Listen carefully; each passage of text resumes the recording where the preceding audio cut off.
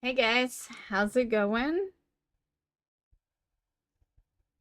I figure there's no point in you guys sitting in silence for 5 minutes, so yeah. So you can sit in silence with me for five. No, I'm just kidding. We'll start this. So today we're gonna watch the Future Game Show, see if there's any good stuff. The Future Game Show, while I always hope for great stuff, it's kind of the mid show, right? The ones I'm always really excited for is Summer Game Fest, and then Sunday is every year. Every year on the Sunday, it's always Xbox and PC. Future Game Show does usually have at least a few good ones, though. But just saying, in my personal opinion, it usually is the mid show. But let's see if they got something good this year.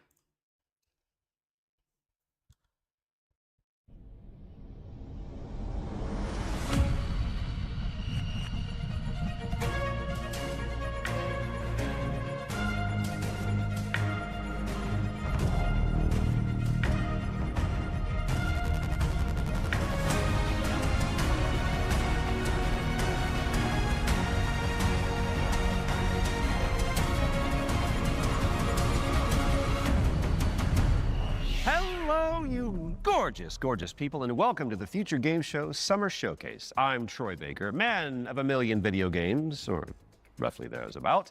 But most recently, I got to play Higgs Monahan in Death Stranding 2, Jack Pepper in Mouse PI for Hire, and of course, Indiana Jones. Are you going to do the theme tune throughout? Yep. Great. I'm Alex Alton Regan, and you probably know me better as the female Inquisitor in Dragon Age Inquisition, Alt Cunningham in Cyberpunk, and Leia in Liza P. Overture. And? And I'm also Lara Croft in the new Tomb Raider games. Yes, she is. She is back, people, and that is video game heritage right there. Well, more on that later in the show, but that does make us two archaeologists on one stage. BAFTA-nominated archaeologist. BAFTA nominated. You've never won, though, have you? Have you? No. Sure. Alex, I haven't. Thank you for bringing that up. Right, I was Let's talk gonna about what we're say. going to do for the next 90 minutes. We're going to be showing you trailers, lots and lots of exclusive trailers, and with the help of their hardworking developers, we're going to be diving deep into some of the most exciting upcoming games. As well as our usual ones to watch, we've also got an extended gameplay reveal for the sci-fi RPG Exodus. Which you will not want to miss. And if you want to keep track of all these little buried treasures Alex and I are going to be talking about today, then you should head on over to the dedicated Future Game Show Steam page, where you can find and wishlist every game in today's show. And you can also visit Oh, yeah, I gamesradar.com need my after paper. we wrap up for tons of follow-up coverage on the eye-catching games that are coming at you very, very soon. Oh, you did the dual pistols thing. It's like automatic now. I get it.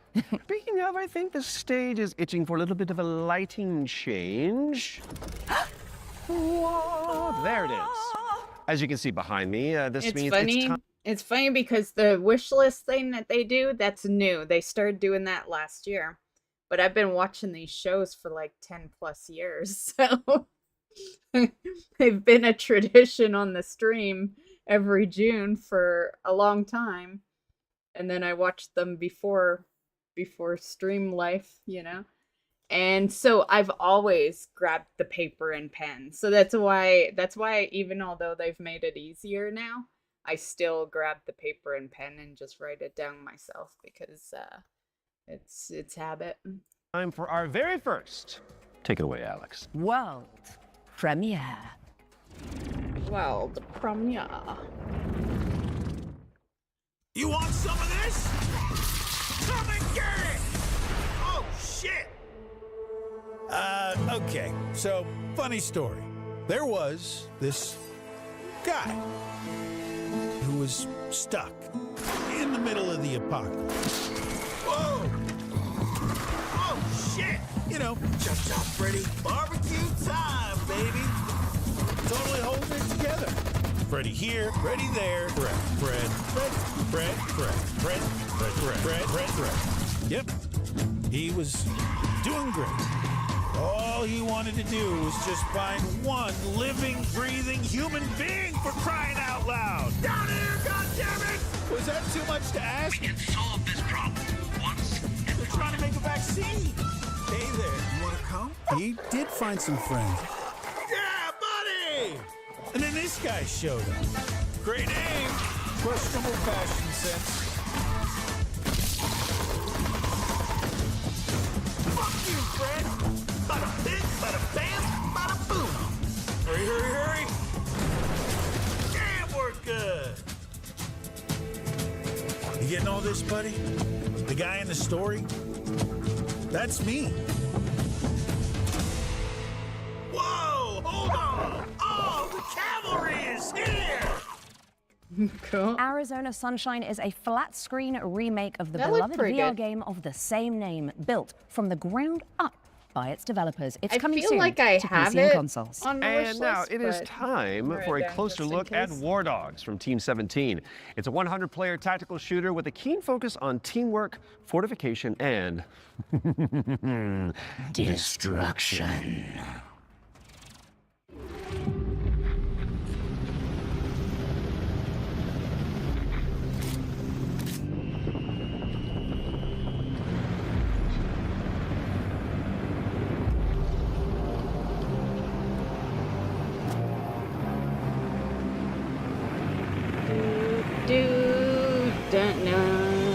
We all know this song. It's just a little slower in this trailer. Alright,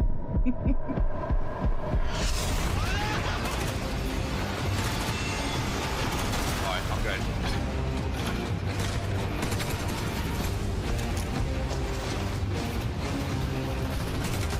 Straight ahead of me, straight ahead of me. Got one.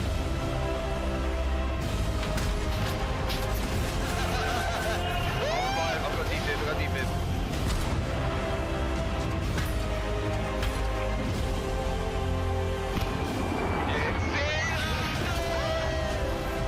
Blow it.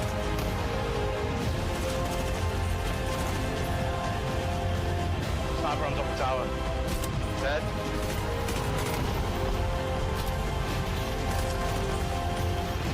Oh shit! Oh my god!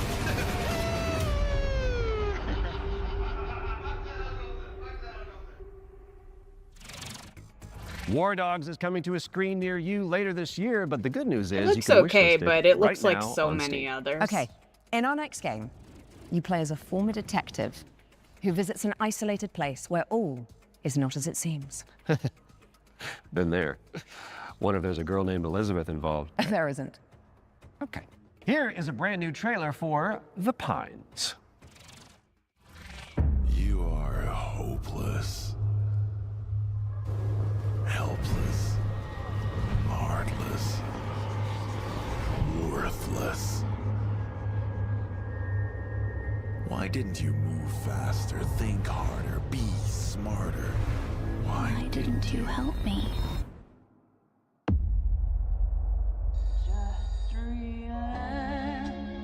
Definitely a lot of horror games they've Good evening, revealed Mr. the Walker. past few How are days. the first few days in the Pines treating you? Which is a yay You for don't me. want to go into the forest, dearie. What the fuck is happening here? Everyone is fucking crazy. See that? That's mine. And that, also mine. And I won't part with any of it. Including you.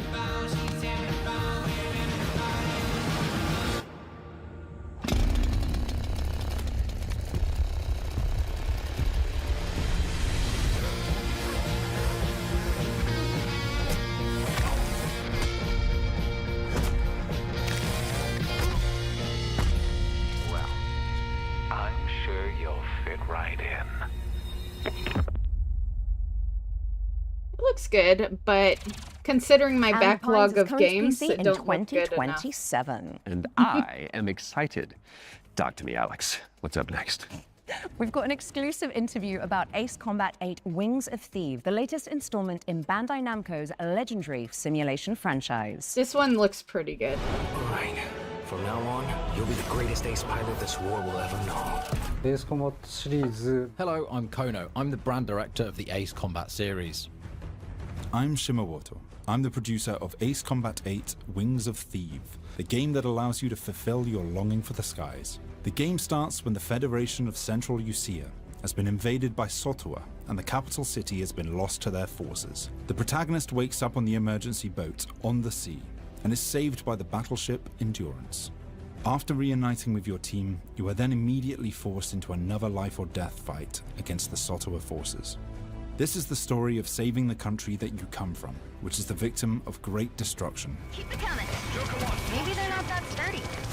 Gunboat transport has hit the fan.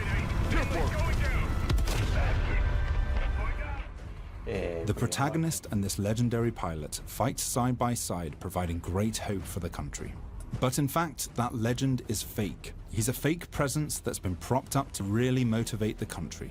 In the next phase in the story, the protagonist and this legendary pilot go into battle together, resulting in the Wing of Thieves getting shot down. After his death, this role gets passed down to the protagonist. So the central theme is living up to this duty that is cast upon you to take on that responsibility. Swim for your life! Avoid the wreckage! Ace Combat 8 Wings of Thieves features a new type of enemy for the series, the land battleship. The idea came from our art director and mecha designer, Kano. He said it's exactly like Godzilla landing on the city and causing huge destruction. When that idea was presented to them, they actually said, "Oh no, this is not good." But after they started working on it, it all made sense, and then it created that great visual. We've also changed the way targets take damage in this iteration. Prior to Ace Combat 8 Wings of Thieves, the damage you dealt needed to be hit directly onto the target, otherwise it wouldn't have counted. So this chain destruction accumulates this damage, and any small accumulations would actually result in a bigger destruction later on. And you'll see this as you play, so it's very exciting. Ace Combat 8 Wings of Thieves will be released on PlayStation 5, Xbox Series X and S, and Steam on the 2nd of October 2026. These skies belong to you, Rex. Go take what's yours.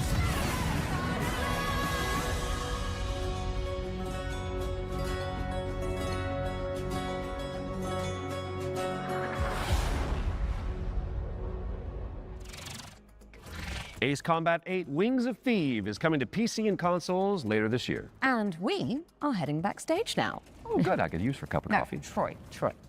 Babe. The backstage. It's the new DLC for Little Nightmares 3. Oh, right. I imagine it's got what? Horrors? Yeah.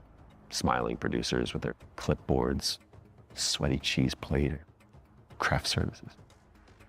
Or an evil puppeteer and an army of shadow monsters would make a bit more sense. Oh, yeah, that's better. Let's see that.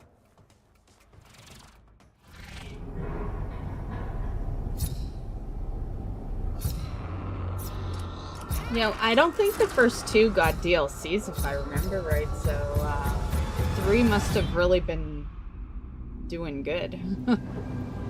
Because 1 was the best, and I don't think it got the DLC. Not like a major DLC, anyway.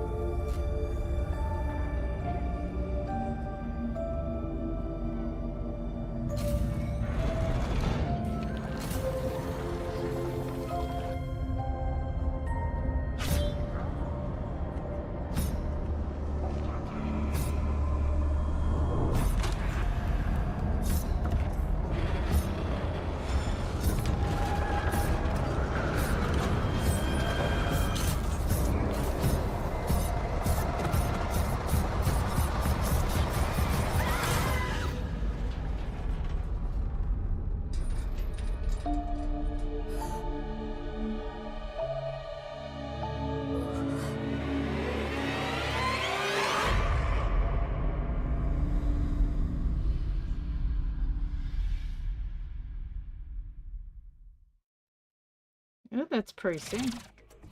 And the backstage is a brand new DLC for Little Nightmares 3. Where you can explore the dark underbelly of the Carnival in solo or co-op. So you really should reach out to your most fearless friend ASAP because it is launching on June 12th for PC and consoles. All right, now it is time to check out Engine Fall, a post-apocalyptic extraction shooter set on a series of colossal megatrain. It's like Snowpiercer with crafting. Ah.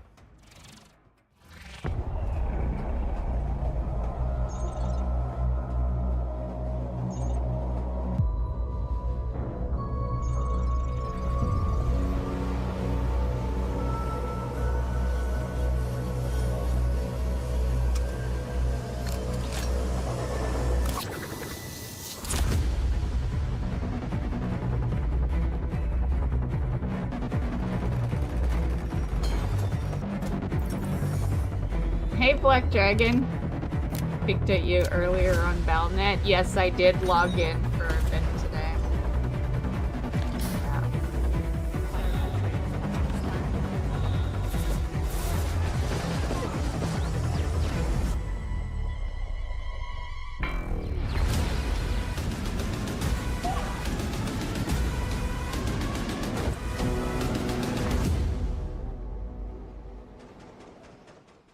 Oh shit, that's why I logged in and I totally forgot to even check it. Which is the only way that Troy Baker travels. True. Damn it. I'm glad you mentioned it. I totally, I gotta check it. There's a playtest coming for you on June 8th. Now, before we move on to our It's next the problem. game, let's talk about our part. It's the biggest problem with WoW for me anyway. I'll have like a reason I log in and then I get so fucking sidetracked because it's a game that has so much stuff. And yeah. The mission today was, yeah, I'll just look at it. I planned on streaming at least some WoW on Thursday. So I'll check it then probably.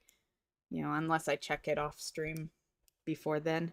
But yeah, I ended up doing crafting instead. I get sidetracked by crafting all the time. Yeah. It's very Tauren. Oh, okay, so there's a lot of Horde stuff on... partnership with GOG, the DRM-free games platform. We've joined forces so that FGS viewers can get 15% off the entire GOG catalog with our discount code FGS15. You do have to be a new user, and the offer is only valid for the next 7 days. So, get to browsing and fill your boots with some good old games. And don't forget the not so old games that are on there either. Okay, let's check in on the upcoming remake. The only problem with that is GOG doesn't do Steam codes anymore, I don't think. Unless it's, was it GOG or is it Humble Bundle that stopped? One of those two stopped issuing out Steam codes. So basically that meant you played it on your computer, but not through Steam. And, you know, as a Steam achievement girl, that was like a hell no, and that's why I haven't subbed to like fucking Humble Bundle in 3 years or something, because I stopped doing a genre-defining RPG from the early 2000s. Now, if you like medieval adventures like Kingdom Come: Deliverance or The Witcher, this next one is definitely for you. Loved The Witcher.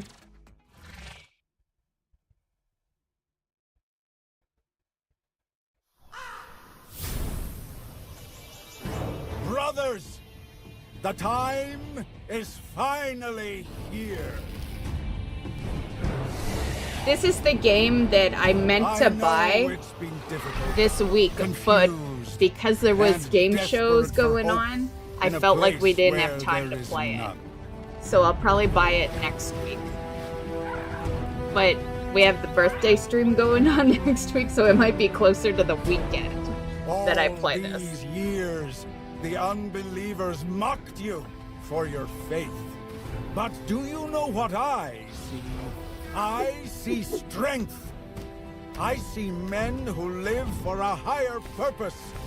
I did see that. Men who, like me, have seen the glorious age the Sleeper will usher into this world. That was the major reason that I logged in, so I did remember to check the calendar. We shall show everyone how wrong they were. Sleeper, awaken!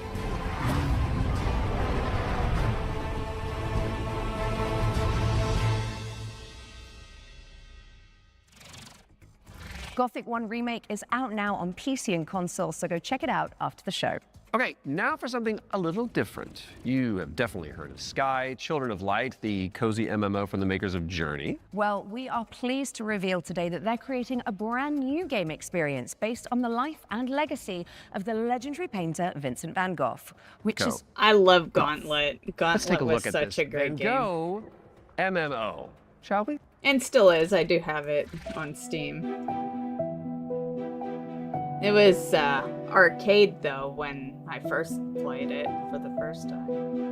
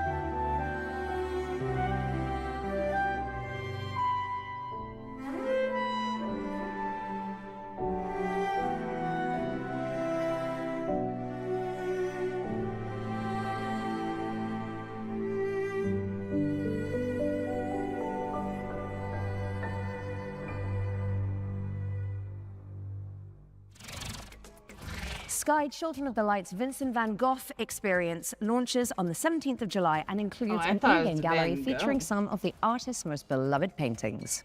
I learned something today. It's like the one time I don't read it the way it's written is the one time it is said that way. Where you play as Michael Myers himself. Are you Can't wait for this game. It's the next... Like, there is some upcoming before this one releases, because Halloween releases in September, which they'll tell you in a minute. But it is really kind of the next new game I'm interested in, while there is, probably some games that might interest me coming out before that. They're not so interesting to me that I remember them right now. So this might be the next new game you see other than Gothic. We'll play that one, and there'll be some indie games in the middle, but as far as huge games, yeah, Halloween's probably gonna be the next one. I don't think we'll play anything before that. New wise, $100 games. Although this one is it's like 50, so it's actually not bad. Let's go, Myers. Fueled by his rage, I shudder to think what he might be capable of. It'll be multiplayer. It'll be like Dead by Daylight and shit like that. I knew what would come next. Every soul unfortunate enough to cross Michael's path would suffer. No one knew of the evil that was walking among them. Unreasoning, relentless, evil. But sometimes I think the truth was something much more terrible.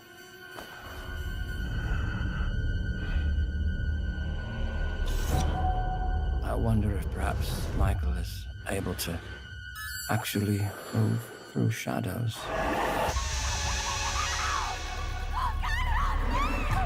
Nice. Play through Michael Myers' origin story when Halloween the game lands. they really, unless they decided to go a different direction with the game, they really didn't show you what the game truly is. Because it is supposed to be like a multiplayer, you play the killer or you play the survivors. Like, I feel like we didn't get that gameplay, and that's what it's supposed to be. But if they did change their mind on that and they decided to do a legit Halloween game, then I'm even more excited for that. Yeah. You know, like a solo player experience. But it is supposed to be like Friday the 13th and those kind of games. Yeah. So I feel like they might have still missed showing off the major gameplay. Yeah.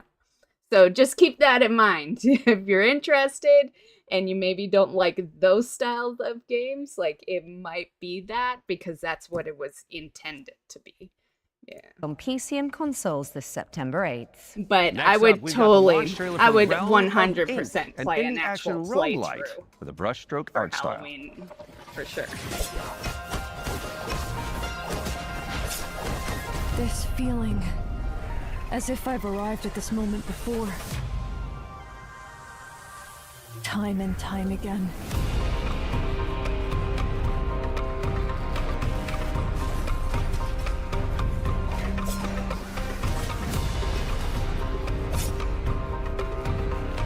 I'll be the one to choose my destiny.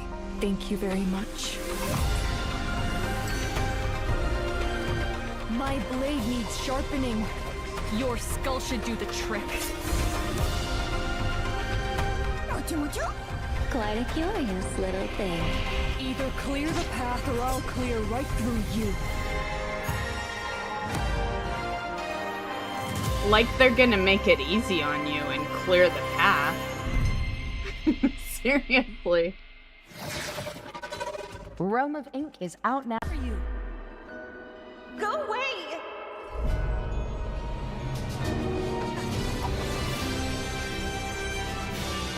It didn't like skip forward or anything, right? Was that... Nope, that's right on track. Okay. They must have had a stream bump.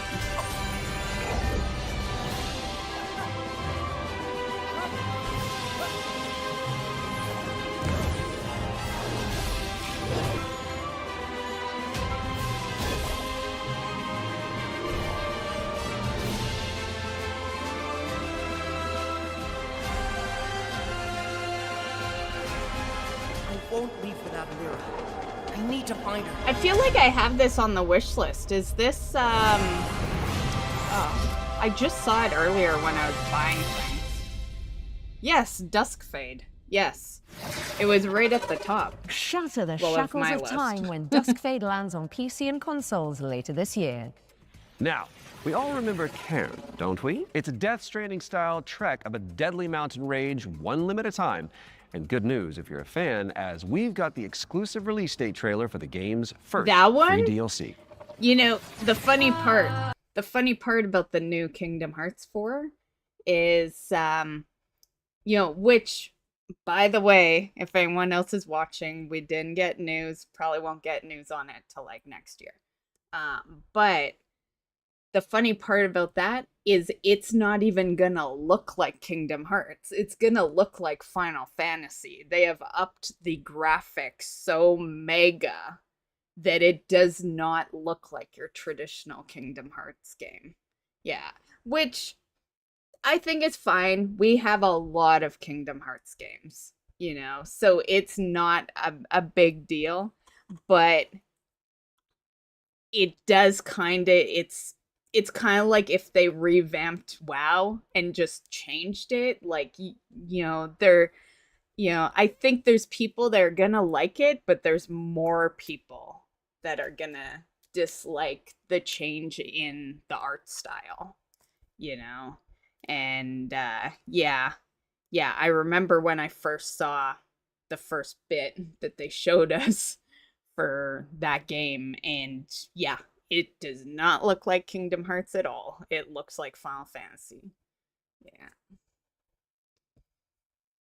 Do devs want to do that? I've never heard them actually talk about it. You know, players have talked about it.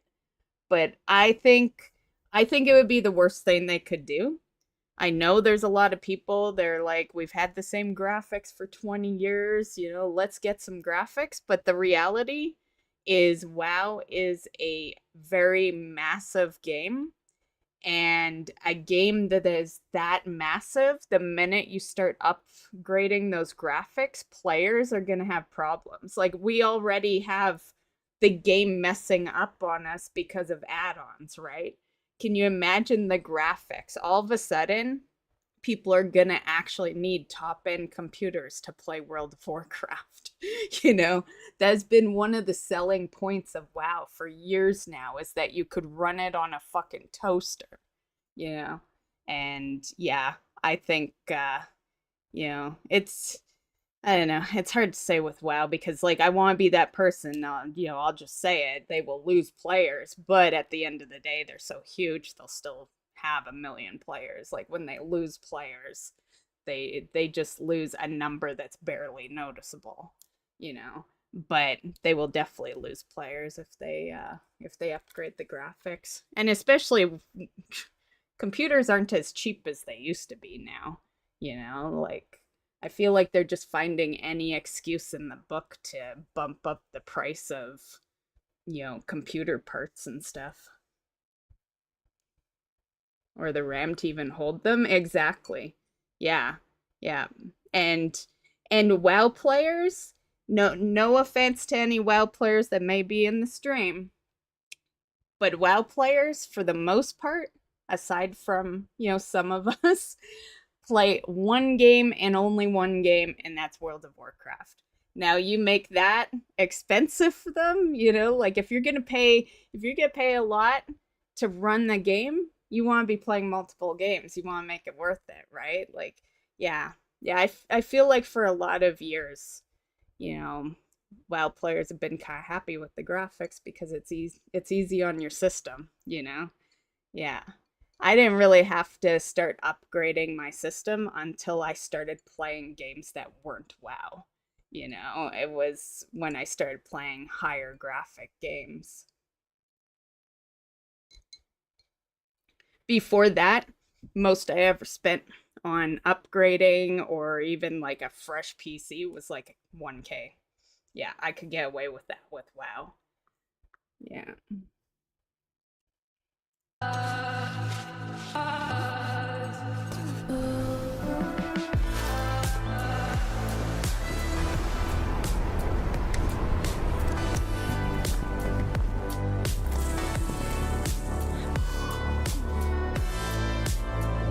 However, I won't say it wouldn't be interesting to see what they did if they did upgrade, like how things would look, you know, because there's been some Unreal Engine things where they reimagine Ironforge in like today's graphics, and Ironforge looks amazing in today's graphics, you know, if they did it.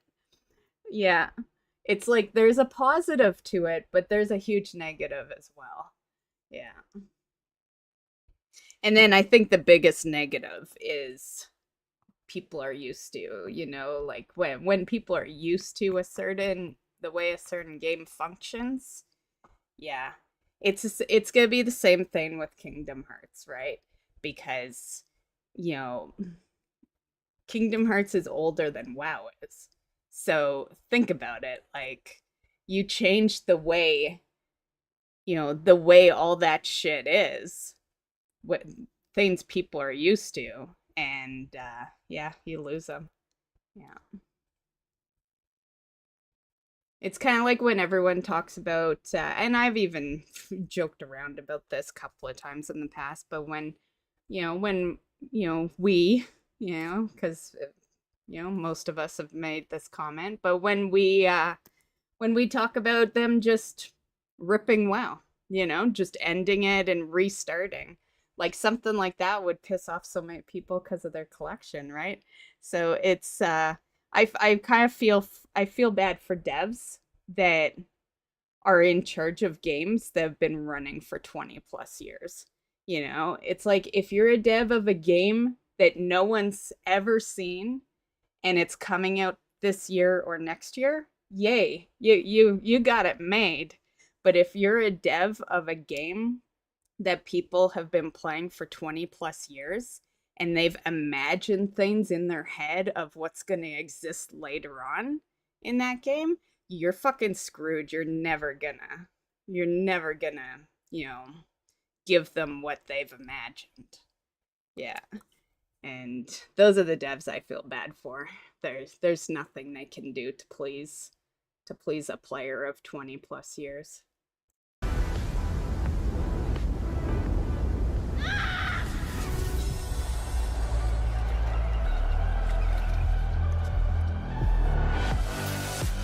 See? Prime example, right? Like, yeah, you'd be mad that you lost your collection and all that, and yeah.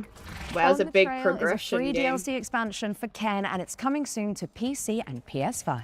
And all hello, right, folks, Tristan. our next game is like It Takes Two, but on wheels. You play as a pair of dinky RC cars, solving puzzles and unraveling mysteries in a rather strange laboratory.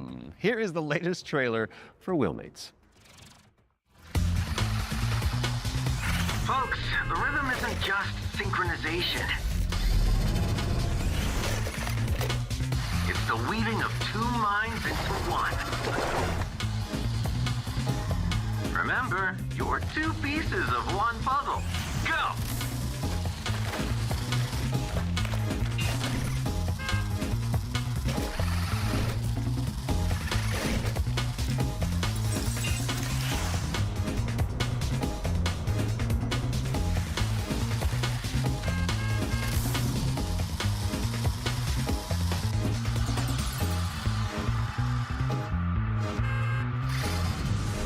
Wait, where am I?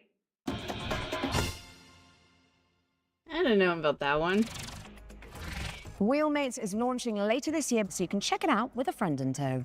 And now for something completely different. We've got a cinematic trailer for the anime shooter WTF, which stands for Waifu Tactical Force. Oh, don't you just love acronyms? Like anyone's gonna call it that. Status green. Don't go dying on me before the final phase.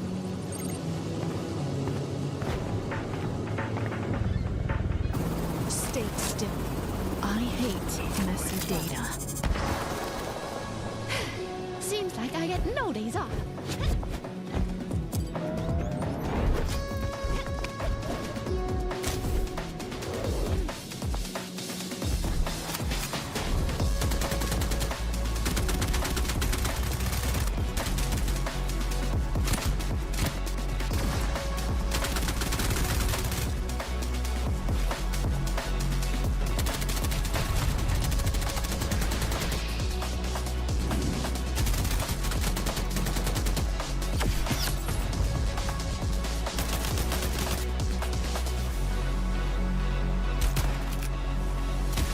Is it noticeable?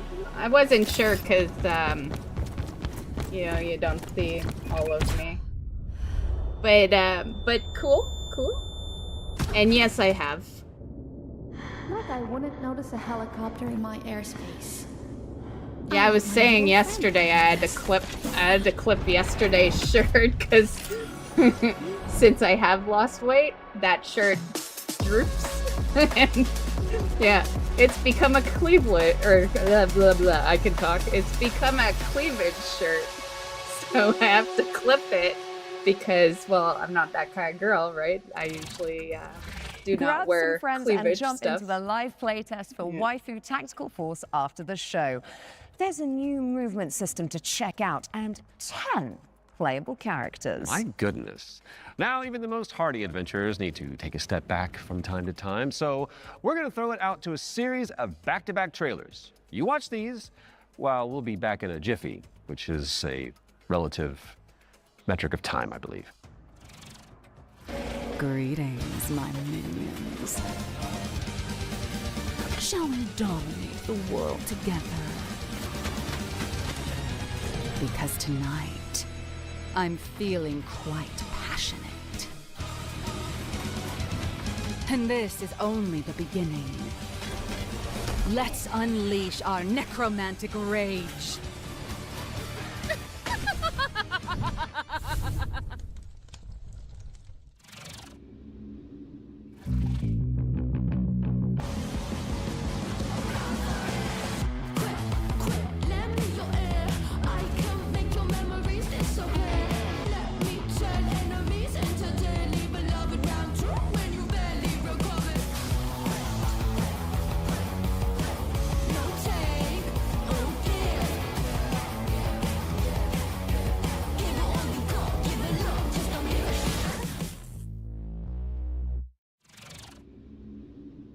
I sense a sinking heart.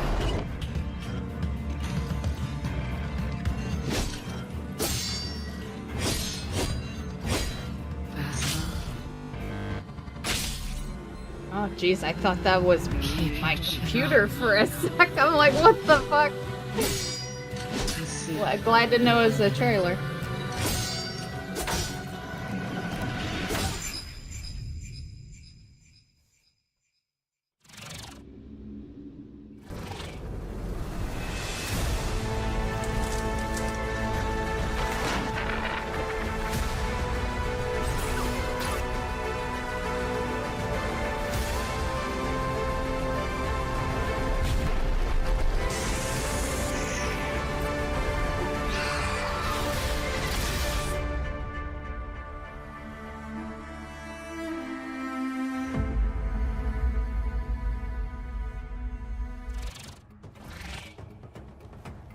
Okay. What's going on here? It's like we're in the future or something. The Mind yourself, Galactic Troy. game? Don't wipe out. Right, got it, because this set is inspired by the anti-gravity racers. I got it. Well, while we solve this little temporal anomaly, here's AGXGP.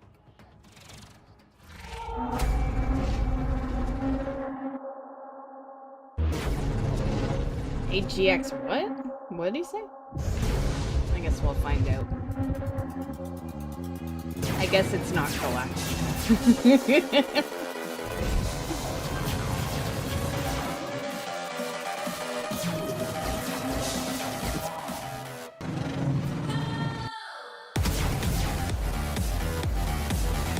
It looks pretty badass though.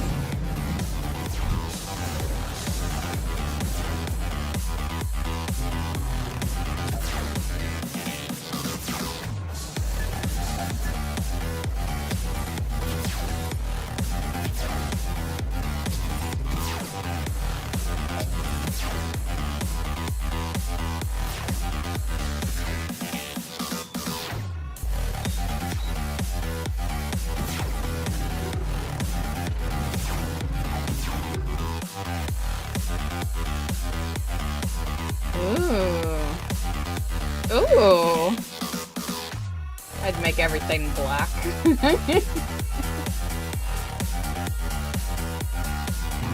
I was always a fan of like night mode racing, you know, in all my car racing games that I play. I'd always do the night tracks. I'll add that. That looked pretty good. AGXGP is coming soon to PC, so add it to your wish list and make sure you check out the demo, which is coming on Monday. Quick question for you, Mr. Troy Baker. Oh, yes. Have you ever wanted to be a sentient guitar? Actually a dream of mine. It's very strange of you to bring that up. Well, I've got good news for you, and I've got some bad news as well. So the good news is that the next game that we're going to announce lets you fulfill that fantasy. I'm listening. But you're stuck inside a haunted music school. There it is. And all the teachers are trying to kill you. Classic. Welcome, welcome. We are absolutely thrilled to have you here at Harmonic Heights. Fred, no matter what happens, I want you to know I always loved you.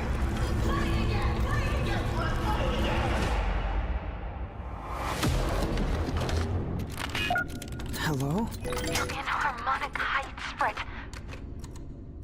The school.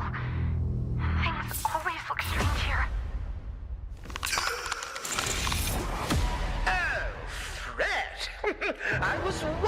when you finally find time to pay me a visit? The only way for a student to leave Harmonic Heights is the winter recital.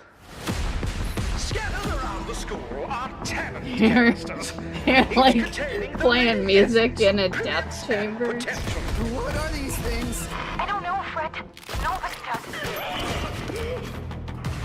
You've given me no choice. You made me do this.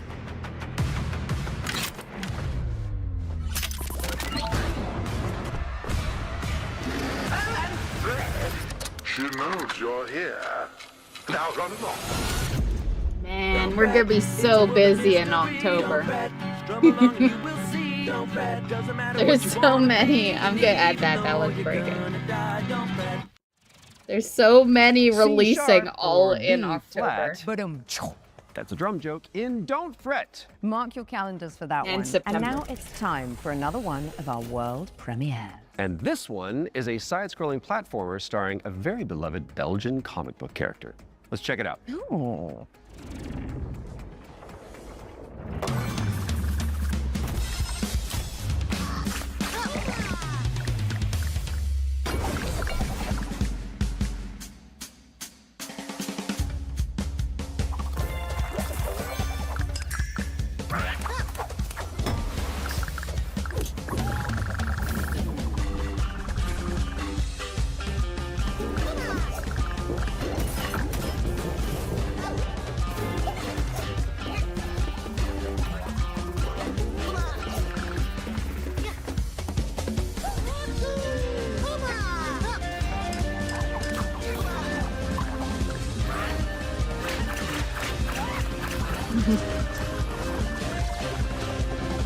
That part's like Sonic.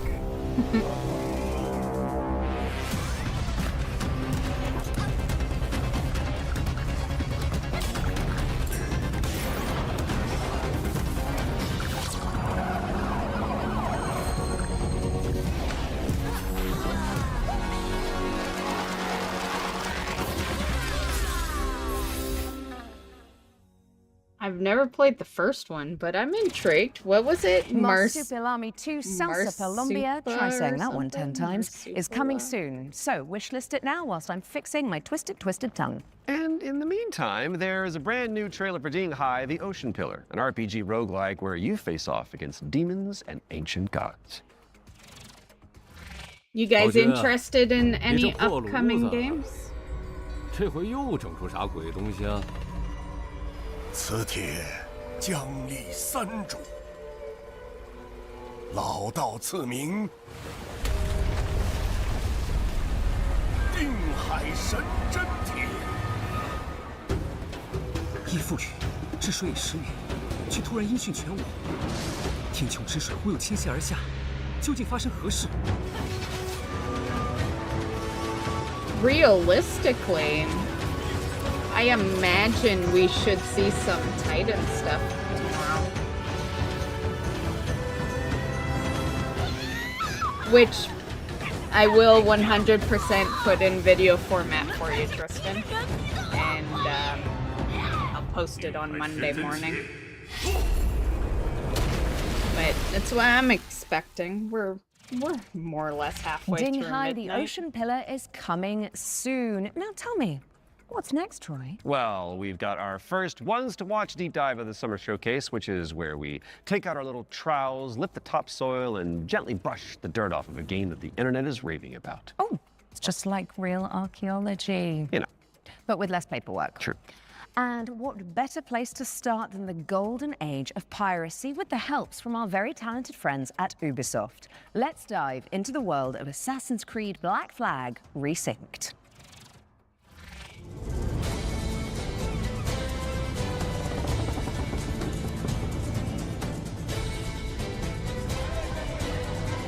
Hi, I'm Richard Knight. I'm the game director for Assassin's Creed Black Flag Resynced with Ubisoft Singapore.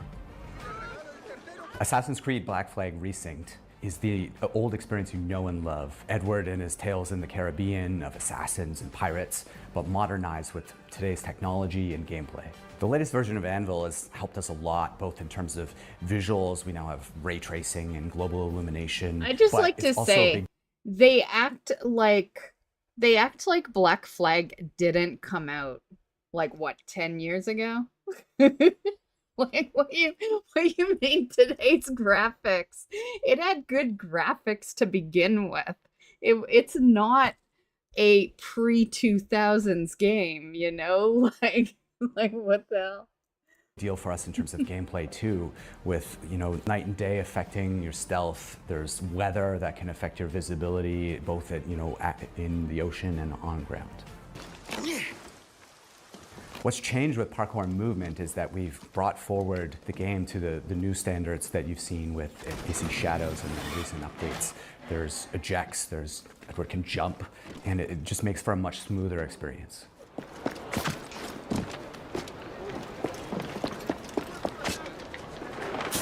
A lot of the new gameplay with Assassin's Creed Black Flag Resynced involves these new officers that you can find and recruit. When you first run into Lucy, she's a wanted criminal, and you'll just hear it as you're walking around Havana that there's money on her head, right? Which is, music to Edward's ears. Ah, here's somebody I can work with. And as you find her, she's got this whole plot line involving her family and the family fortune. And she would love to work with you, but if you can't deal with her problems, she's not going to help you with yours. You don't mince words, do you?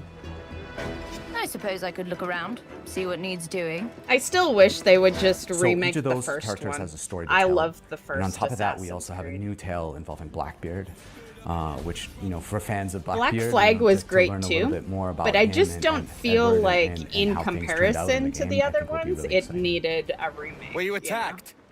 Other way round. It were Blackbeard who struck first. Opened fire on a British man of war, the pillock. When we were going to remake Assassin's Creed Black Flag, we had to focus on something, and that focus was Edward's story. If we can't nail Edward's story, there's no room for anything else. And so we put everything possible into nailing that. So we still have a modern day gameplay and story to tell, but it's now kind of in the name. It's not just Black Flag Remake, it's Black Flag Resynced, right? So we're the next modern AC, and so our modern day continues from what players may have seen in Shadows. Of course, we brought back the underwater diving sections from the original game, where you take the diving bell and you see how beautiful the Caribbean can be when you're underwater. But the other thing we've added is now you can swim anywhere, just like in any modern AC game. So sometimes there's treasure to find, certain quests, there could be a certain cave you're looking for, but it's also just about freedom of approach. Sometimes to get to a certain island or a certain location, maybe you can't find the right place to get to with the jackdaw, or you just want to take a shortcut and just go swimming. It's kind of up to you. Captain's gone over! So with combat, we've gone back to the basics and we've come up with a new system that fits more of the modern sensibilities. It's more skill-based, it can still quick and brutal if you know how to play, but it's also something that works well for players who learn how to play.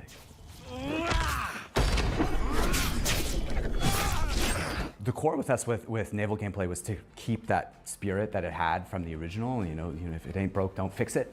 But we added a little bit more now with officer abilities that add cool things like the ability to brace perfectly and take out a lot of damage. And also the new alternate weapons, which allow you while you're aiming to switch between weapon modes with different ranges and damage, so that you can kind of adjust to the fight rather than have to fight everyone the same way. Assassin's Creed Black Flag Resynced is coming out on July 9th for PlayStation, Xbox, and PC. Thanks for watching and enjoy the show.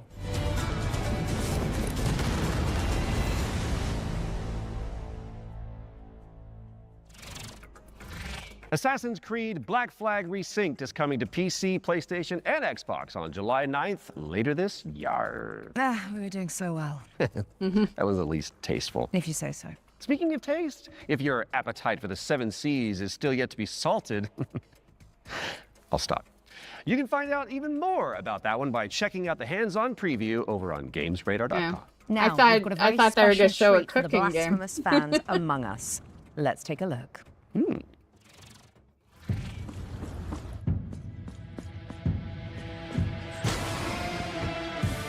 Didn't they say for the fans of Among Us? This is more like the fans of, This castle has a life of its own.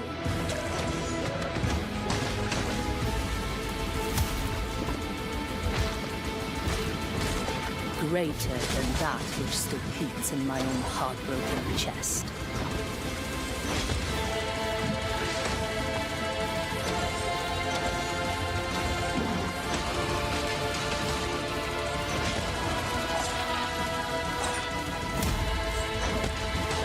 On YouTube today? Okay, Draco. And hello. How you doing?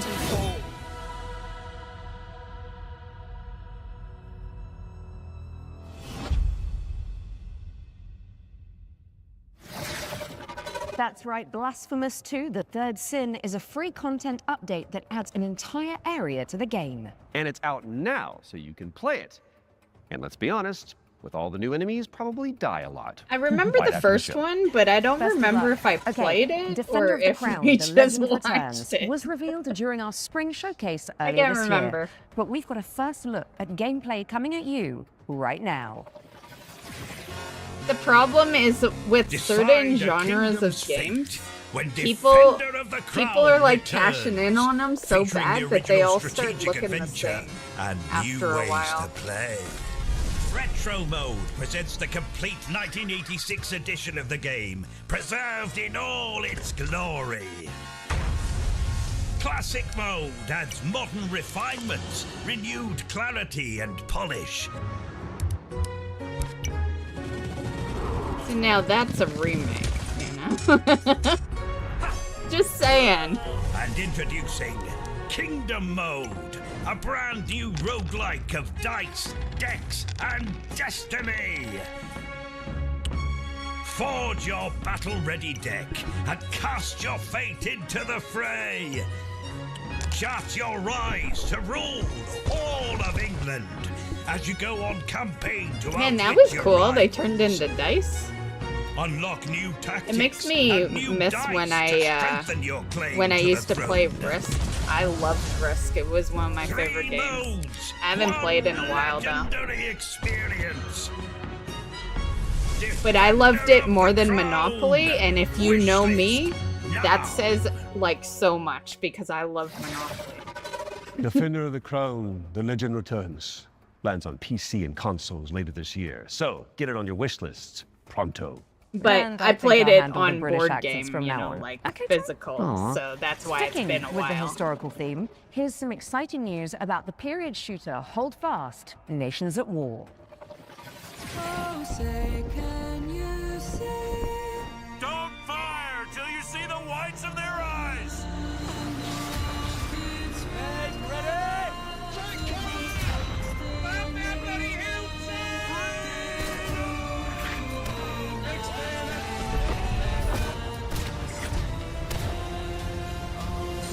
Stand your ground, lads. Push forward! Hold your nerve. The king of the country. Hold Fast, American Revolution. Releasing June 11th. Play early for exclusive rewards at holdfastgame.com. Hold Fast, American Revolution is a free expansion for Hold Fast Nations at War, and it's launching on June 11th for PC, PlayStation, and Xbox. That is just a mere few days away. My goodness. Visit holdfastgame.com for more info. Now, let's check out the release date trailer for They Will Come, a steampunk stealth game set on a vast airship. Stealth.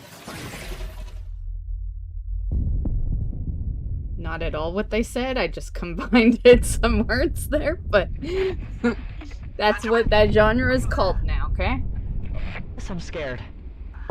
I don't even fully understand why I made it. Maybe it was the power of the idea. I guess I pursued it as a failsafe for the future, to be used in fighting enemies of this dark world we now live in. Your mother always said that if I continued making it, they will come. Forgive me, my son. I have doomed us all. Give up. Your family is captured.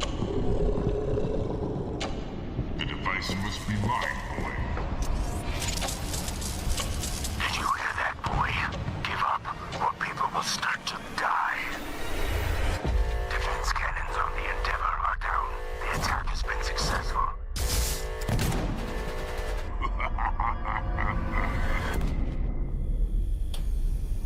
Something about it looks intriguing. There wasn't a whole lot of gameplay, but I'm gonna keep an eye on it. They will come heads to Steam in July, but you can wishlist it right now.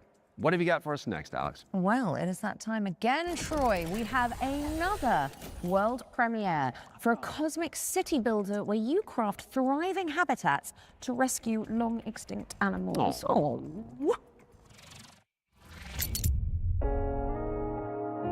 Welcome to Bioden, a cozy management game where you will build a self-sustaining network of structures, all working in harmony to bring extinct animals back to life. You've been sent on this planet by your guild with one purpose: to restore it. Your arrival on this wounded planet will be one of discovery and exploration. I have so many friends that are 100% gonna buy this. But it won't be me. Every time I buy a building game, it's a waste As of your money. colony takes shape, your buildings will need power and sometimes I swear to water. God. Connect them together. It's always because they want me to play. But plan right? with care. And I'm like, oh, fine. I'll Every see if I structure like you this place one. carries a cost. Yeah, I last a nudging day and pollution I'm out. upward, pulling against the very mission you're here to fulfill. The planet won't heal through structures alone. Bring species together, help them settle, and let the cycle of life begin again. Inside your dome, you'll welcome back dozens of extraordinary species, each one with its own needs. Gather DNA samples, place your cocoons, and carefully tend to the conditions each creature requires. But remember, even within the dome, each decision, even small, has an impact on your planet. This world is waiting to be cleaned, restored, and brought back to life. Your planet is waiting for your arrival. Wishlist the game and play the demo now on Steam. Bring nature back to life in BioEden, which is coming soon to PC. Now, those of you in the Lovecraftian loop will know that the Sinking City 2 is just over the horizon, looking all brooding and mysterious, just like my co-host Troy. Really? Absolutely not, darling. Oh. Well, here's a release date trailer where you'll find out when you can finally dive into the flooded survival horror adventure.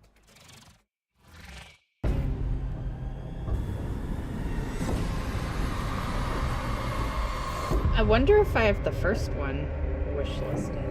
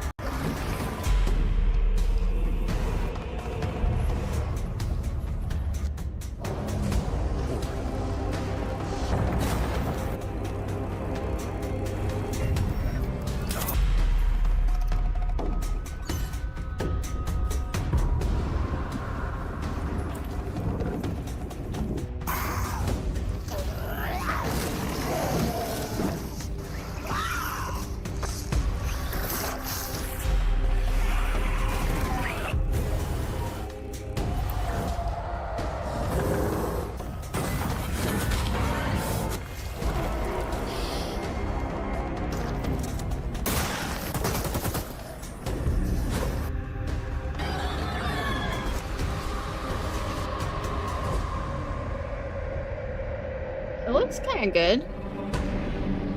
I'll add it, but I need to play the first one first. I don't City skip 2 is just a few short sequels. weeks away, and there's a demo available to play right now on Steam. So go check it out. Just don't listen to the call of the void whilst you're in there. Pro tip. Time to lock in, folks, as we get a world premiere up next. Now, this one is an attempt to revive that golden era of early skateboard games. You know, when Tony Hawk was at the peak of his powers. And who better to tell you about it than Stair Meyer, one of the world's most talented modern skaters. Man, those and were so an long Olympic ago. hopeful to boot. I used to be a skater. Hey, Future Game Show. I'm Sarah Meyer. Skateboarding, Skateboarding is my rollerblading, whole heart. So I'm super excited to share Skate Sarah with you today. A brand new arcade and that was a way too long inspired by ago. the golden era of skate games. So this is the world premiere of Skate Sarah. Check it out. Okay, so definitely targeted at men. Right off of there. Unless, yeah, okay.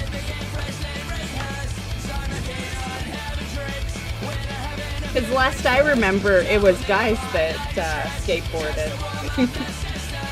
Except for, like, the odd girl.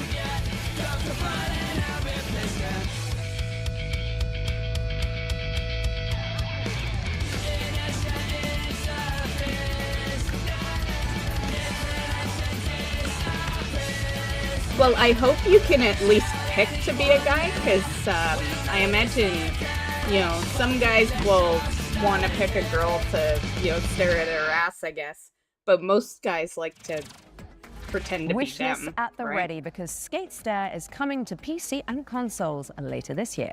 Now, how's about an exclusive trailer for a new expansion coming up for one of my personal I haven't played favorites? Vampire Survivors Time in for a another couple run of years. at Vampire Survivors. I remember when I was all about the garlic. Hi, I'm Luca I Galante. just used the garlic Accidentally made Vampire ability. Survivors, and I'm running Ponko. I made this expansion of Vampire Survivors called Emerald Diorama that was very expensive to make, but we gave away to the players for free. And so I started for a way to do some spin-offs, maybe.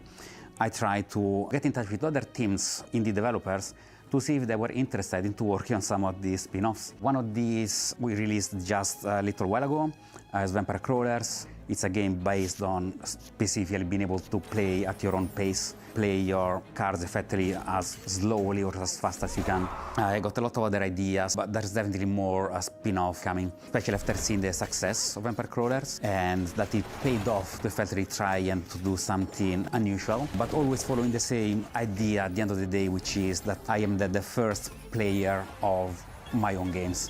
I need my own games to be fun to myself first. So I want to make these other games and wanted to find a new name for them effectively. So again, I tried to grab Survivor, think of something stupid, and that's how Survive-a-thon came up, which is short for Survive a Ton. Very soon, we're going to see the first game in this lineup, and people should expect a game like Vampire Survivors, that's the whole point, with a different spin on it. And this spin can come from a different metagame or different feature that they serve that doesn't actually fit Vampire Survivors, but would fit different gameplay mechanics. I'm not planning to let go of Vampire Survivors anytime soon. There is still, the community is huge, they want more content. We're going to release a new DLC quite soon. This DLC initially was supposed to be just a little add-on to the Legacy of the Moonspell DLC. And as it's very common for me, I start something really small and it ends up being way too big. And so now it's got its own life. It's going to be called Legacy of the Blood Moon. And players can expect a small DLC with something 8+ characters, 8+ weapons, plus evolutions. But they can also expect a very low price of 80 pence, something along those lines. I'm definitely going to keep updating it for as long as it makes sense, as long as it is sustainable. The original was like $5. Stay in touch and get to know more about what we're doing. Please visit ponkolab.com, where you will find a fantastic and useless count up to our next announcement. We have a lot more announcements in the near future, but for now, here's a trailer for the new expansion of Vampire Survivors, Legacy of the Blood Moon. Unscrupulous beings consumed by ambition. A cautionary tale, or a story better left untold. There's no retreat once this threshold has been crossed. If you really want to see it through, then just take my hand.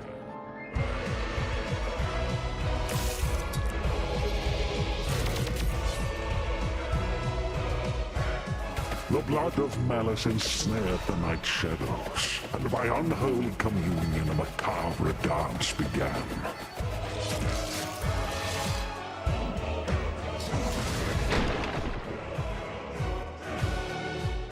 As all dawns and twilights of the world paint the moon red, reality. That's a huge range on that. Holy.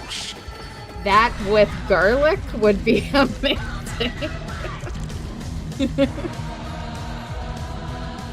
Asht had found the immortality she sought, but only in the flesh, her soul taken as a toll by the abyss.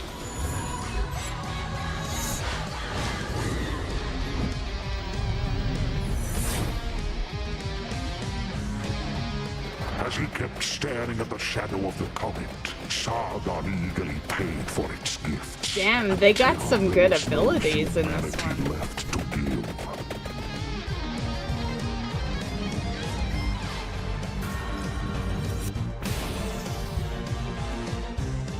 At the top seat of power, Baal was so high he couldn't reach anyone anymore, and eternal solitude turned into eternal madness. The thing with this game is once you get on a roll, this game boosts your ego and makes you feel like you are the best gamer in the entire fucking world. Okay? And that is why Vampire Survivors is such a good game, because it boosts your ego. Yeah. Your gaming ego. Prepare your wish list because Vampire Survivors Legacy of the Blood Moon is coming to PC and consoles later this year. Now, here is another, wait for it, world premiere. And it pertains to one of last year's truly best games. Let's check it out.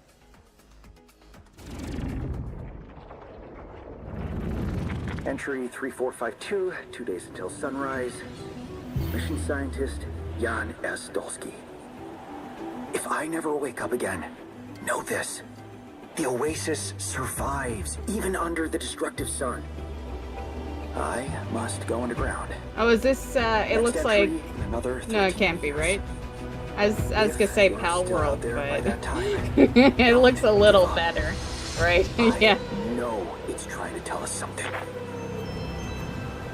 Next cycle, we need to be better. What does that say?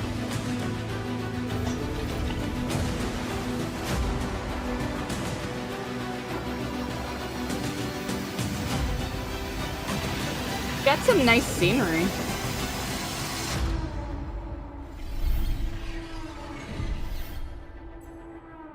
Altars?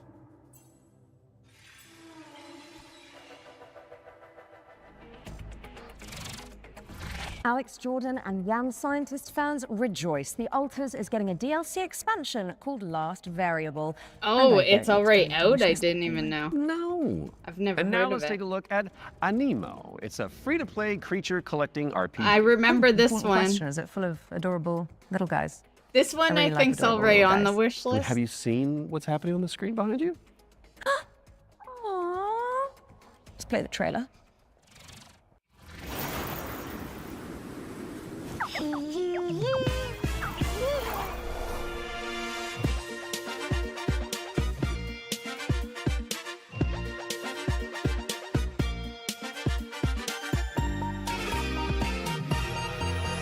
A golden light awakens, a silent ancient call through every shifting season. Where endless shadows fall, I felt a stirring deep inside, a yearning to explore, to leave the known and step beyond, to find what lies in store.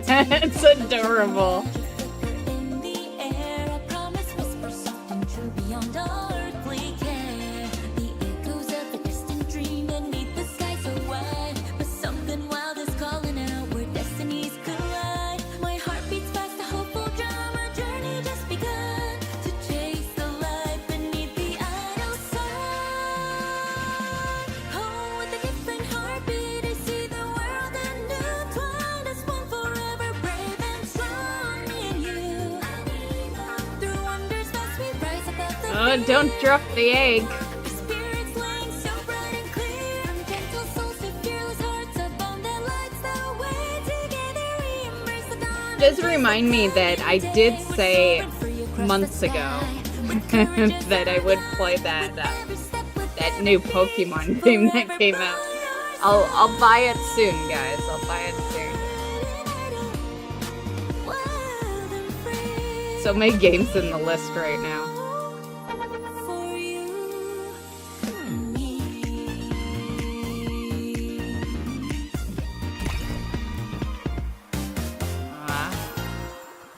So cute.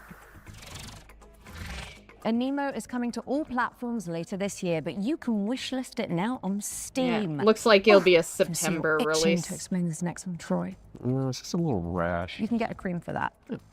So this is Cordura. It is the 4-player psychological horror game that opened the Spring Showcase back in March. Cool thing is, it's got enemies that mimic your friends just to freak you out. And the developers are back with a closer look at gameplay. That's right. How did you know that? Maybe you're not Alex after all. Tell me something that only Alex would know. You can't prove that. Okay, she's real. Roll the trailer. Now. It's a simple job. Dude, shut up! For men with nerve. They may be your crew. But inside the maze, don't trust anything they say. Hello? Harry? Where are you? I'm here. Harry? Mike? Wait, there are roses. Mike, I found the radio. Cool. I'm here with Harry. What? Harry's dead. Mike? The night will twist your words. All right. Get straight and find Mike. And take your body. Where are you? Mike, is it you? There are roses. Are you all right? Joe? I'm here with Harry. Oh, crap. To hunt you down. Hello?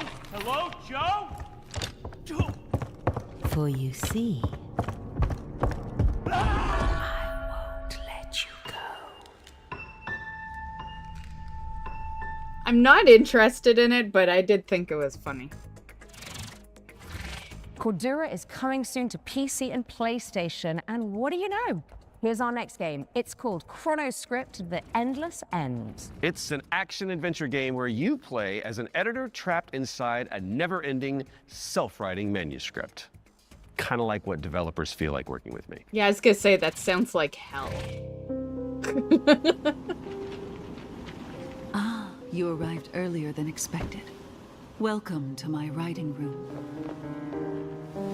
You must forgive me for breaking our promise. The manuscript is still incomplete.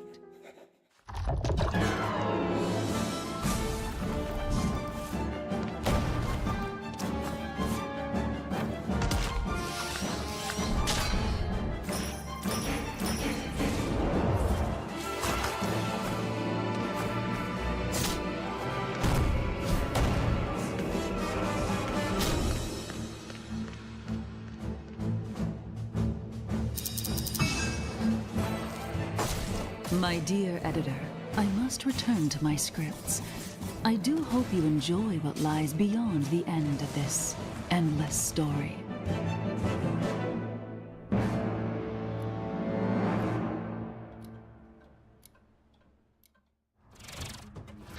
Chronoscript: The Endless End is coming to PC and PS5 in fall of 26. So write it down now on your wish list. All right, now we've got a world premiere coming at you. This one is a psychological horror game where you rebuild the memory of a lost child.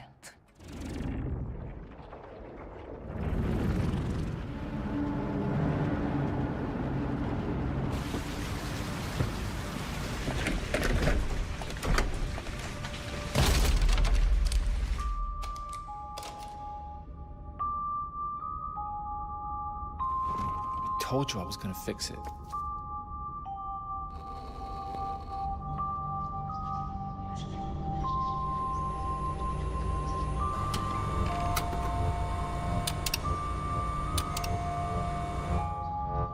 You know what game I wonder if it ever released? You remember, like, a couple of years ago we saw that Sesame Street game, but it had a horror aspect to it? It was like Scary Muppets or something? Like, I can't remember what the name was, but Scary Muppets was like the vibe. And yeah, that one looked really good, but I'm sure it's on my wish list somewhere. That was your first look at Impermanence, coming to PC in 2027. And if you're hungry for more amazing games just like that one, stay tuned after the Exodus extended gameplay reveal at the end of the show for the return of FGS Live from Los Angeles. Our hosts are in the City of Angels to bring you all the latest news from the summer gaming events, as well as some of those wonderful world premiere trailers you love so much. In fact, here's a little teaser of what you can look forward to.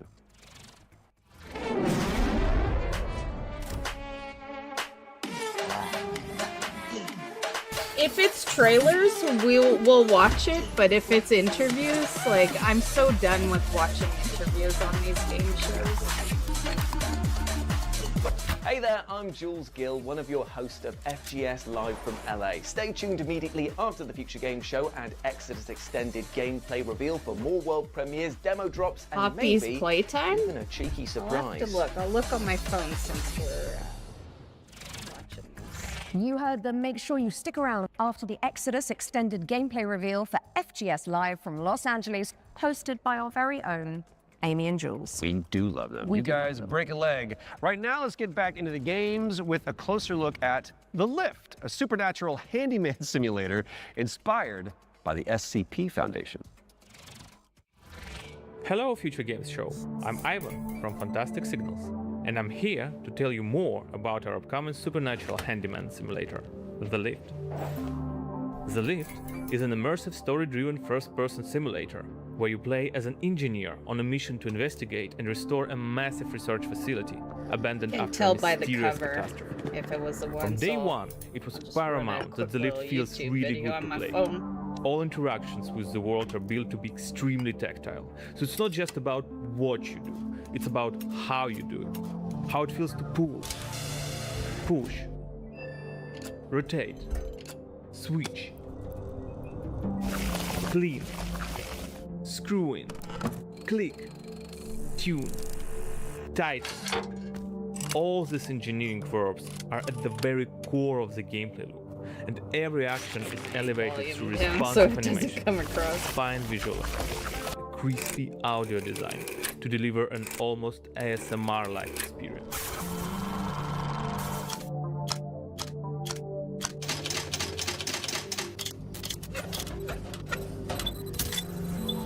You'll be repairing a variety of things in the lift. We divide repairs into 3 categories. The first one is basic mechanical or cosmetic repairs, changing light bulbs, fixing a crooked chair, or patching the walls. Simple, but always satisfying. The second category is electrical devices. We have developed an ecosystem of electrical and mechanical components that you can assemble. You can find, craft, and unlock many different parts used to bring the machinery back to life.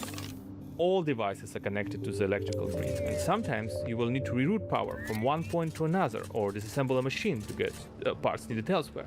It's not a bunch of preset puzzles, it's a deep, open-ended sandbox system that you'll need to master by improvising and thinking outside the box. The third category is what we call boss devices. These are large, multi-step projects that are even more complex and usually involve multiple machines and environmental repairs. Like, for example, the interdimensional antenna. You will fix its subsystems and will be tuning its settings to get the signals you need for your adventure. No. And of course, there will be a massive payoff at the end of the repair. Yeah, that looks like it's just one. Yeah, this Some was will be unveiled in the upcoming months. There's a reason I Some call it you'll have to Sesame uncover Street yourself because it when the game looked launches. like a The good Lift 20 is launching on PC, puppets PlayStation in 5, the and trailer. Xbox in 2027. If you're interested, please add the game to your wishlist. And if you want to help us shape this adventure, sign up for a closed playtest on Steam for a chance to And play it looked like the the newest Muppets. in development Yeah. build. The playtest begins on June 14th. Thank you, and enjoy the rest of the show.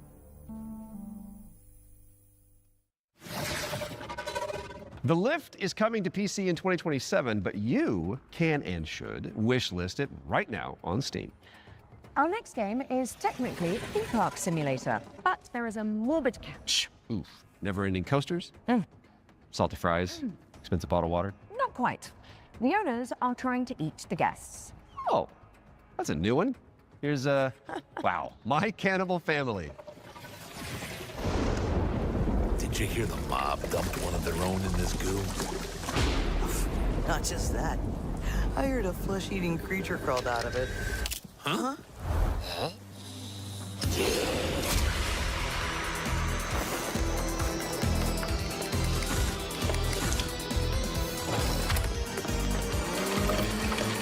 Okay, I found it. I found it. It's called My Friendly Neighborhood.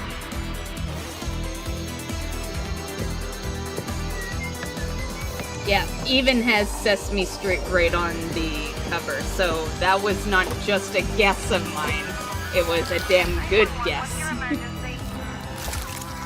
Because I wasn't sure if they officially had the right to really do Sesame Street, or if that was just them trying to get as close as they could without a lawsuit.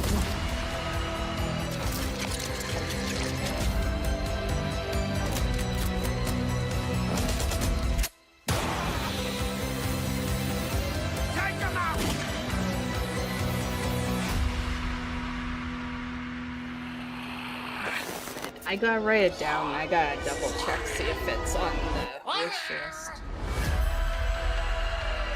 What is that? What did I say it was called? My Friendly Neighborhood, I think. My Cannibal Family is a cooperative theme park simulator with a terrifying twist, and it's coming to PC, PlayStation, and Xbox in 2027. And here's a dark fantasy extraction game where you team up or go solo to take down enemies corrupted by the blood of the gods. This is Mystful Hunter.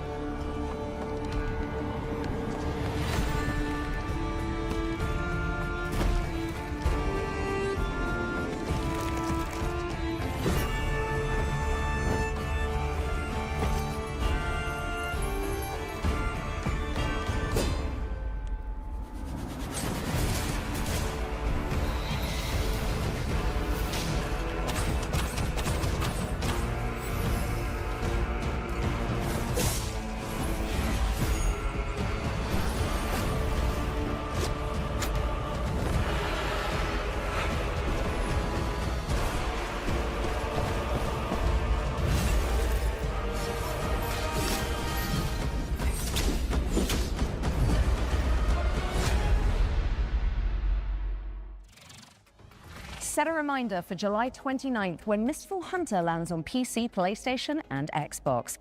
Right, I think it's time for our next Ones to Watch deep dive. Troy? Indeed it is. And here's an exclusive interview with Saber Interactive about Clive Barker's Hellraiser revival. Fuck, I would totally play that.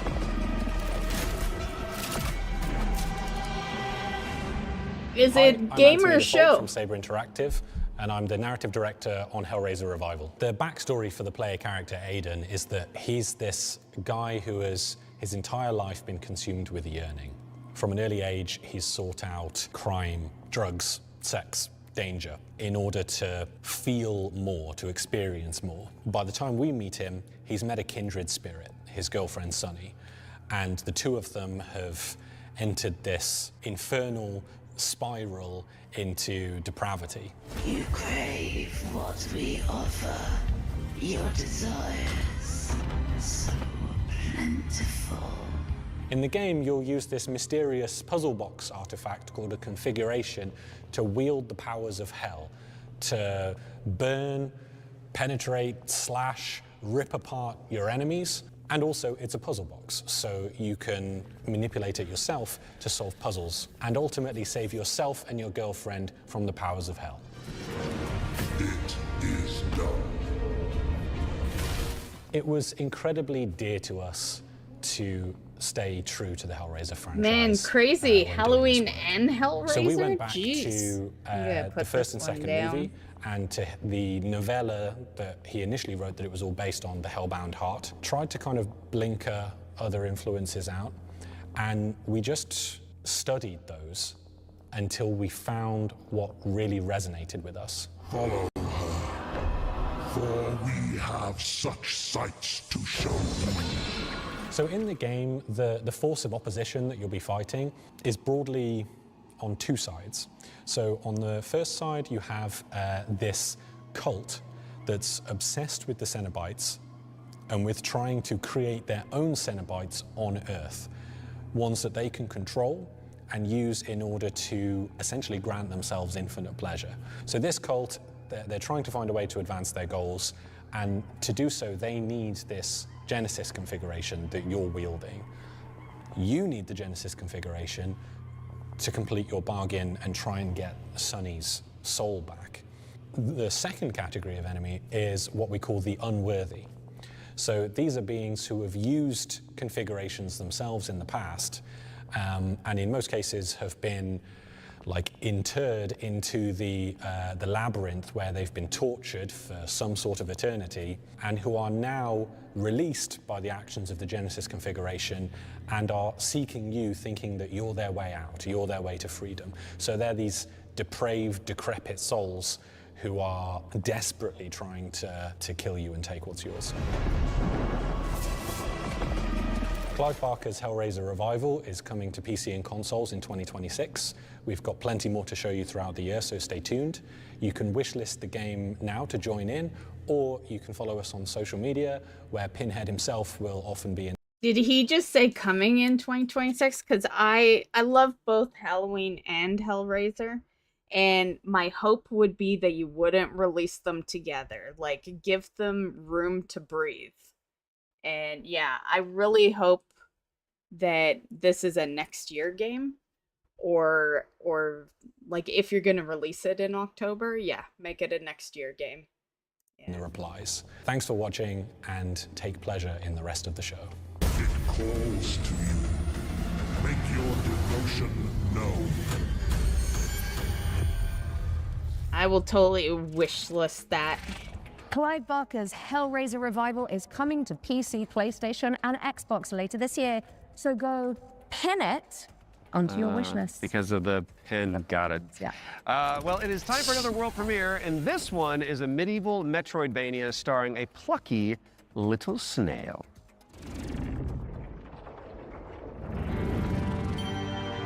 A snail in a Metroidvania game? Like, aren't you supposed to go fast in these games?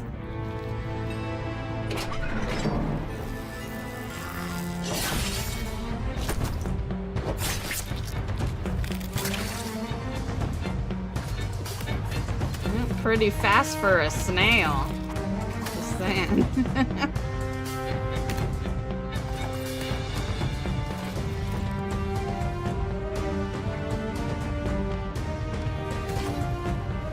It looks cute though.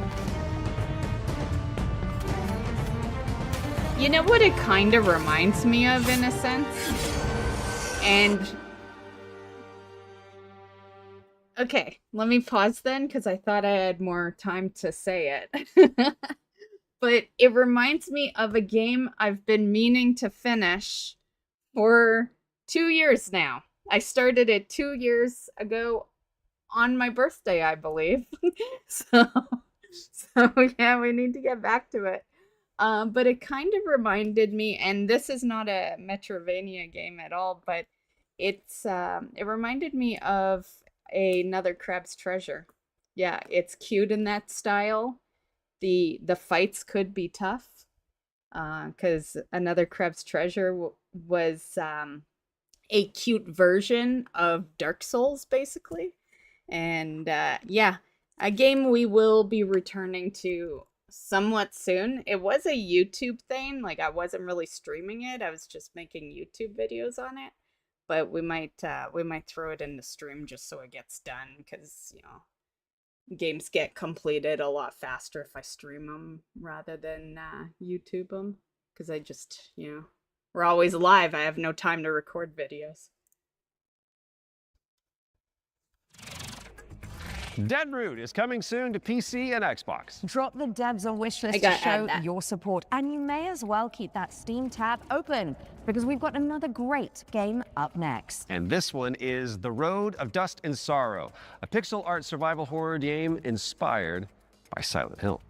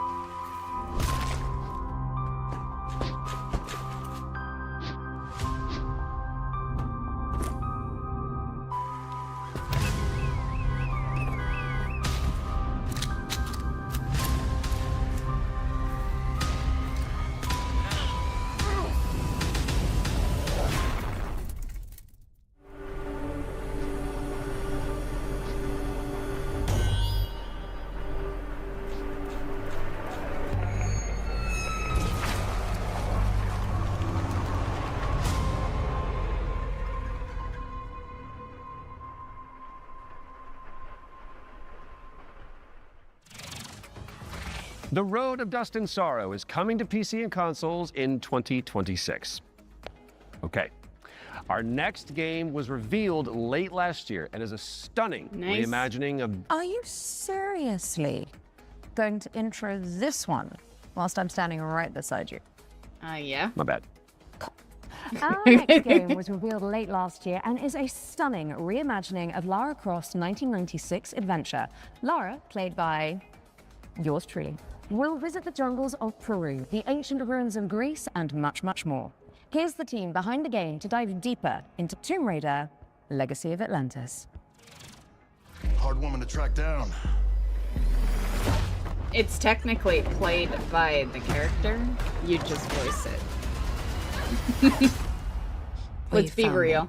Hi, I'm Hao Cicada, game director at Crystal Dynamics. Tomb Raider: Legacy of Atlantis is a stunning reimagining of Lara Croft's debut adventure. We've taken the legendary 1996 game and completely reimagined it from the ground up, with jaw-dropping visuals, modern gameplay, and a few new surprises. All while honoring the spirit of the original. Players will explore... You know, I know I've said it before, but I'm gonna say it again, and I'll keep saying it every fucking year, because it keeps remaining true.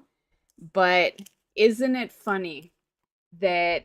And I find it the funniest because I'm an older person, but it is funny how majority of games are not new games. They are games being remade from games that were awesome. You know, they were truly awesome back in the day, but still, back in the day, the games were so much better than they are now that people just remake the old games. And yeah, there's a way more remakes of old games than there is like new creations.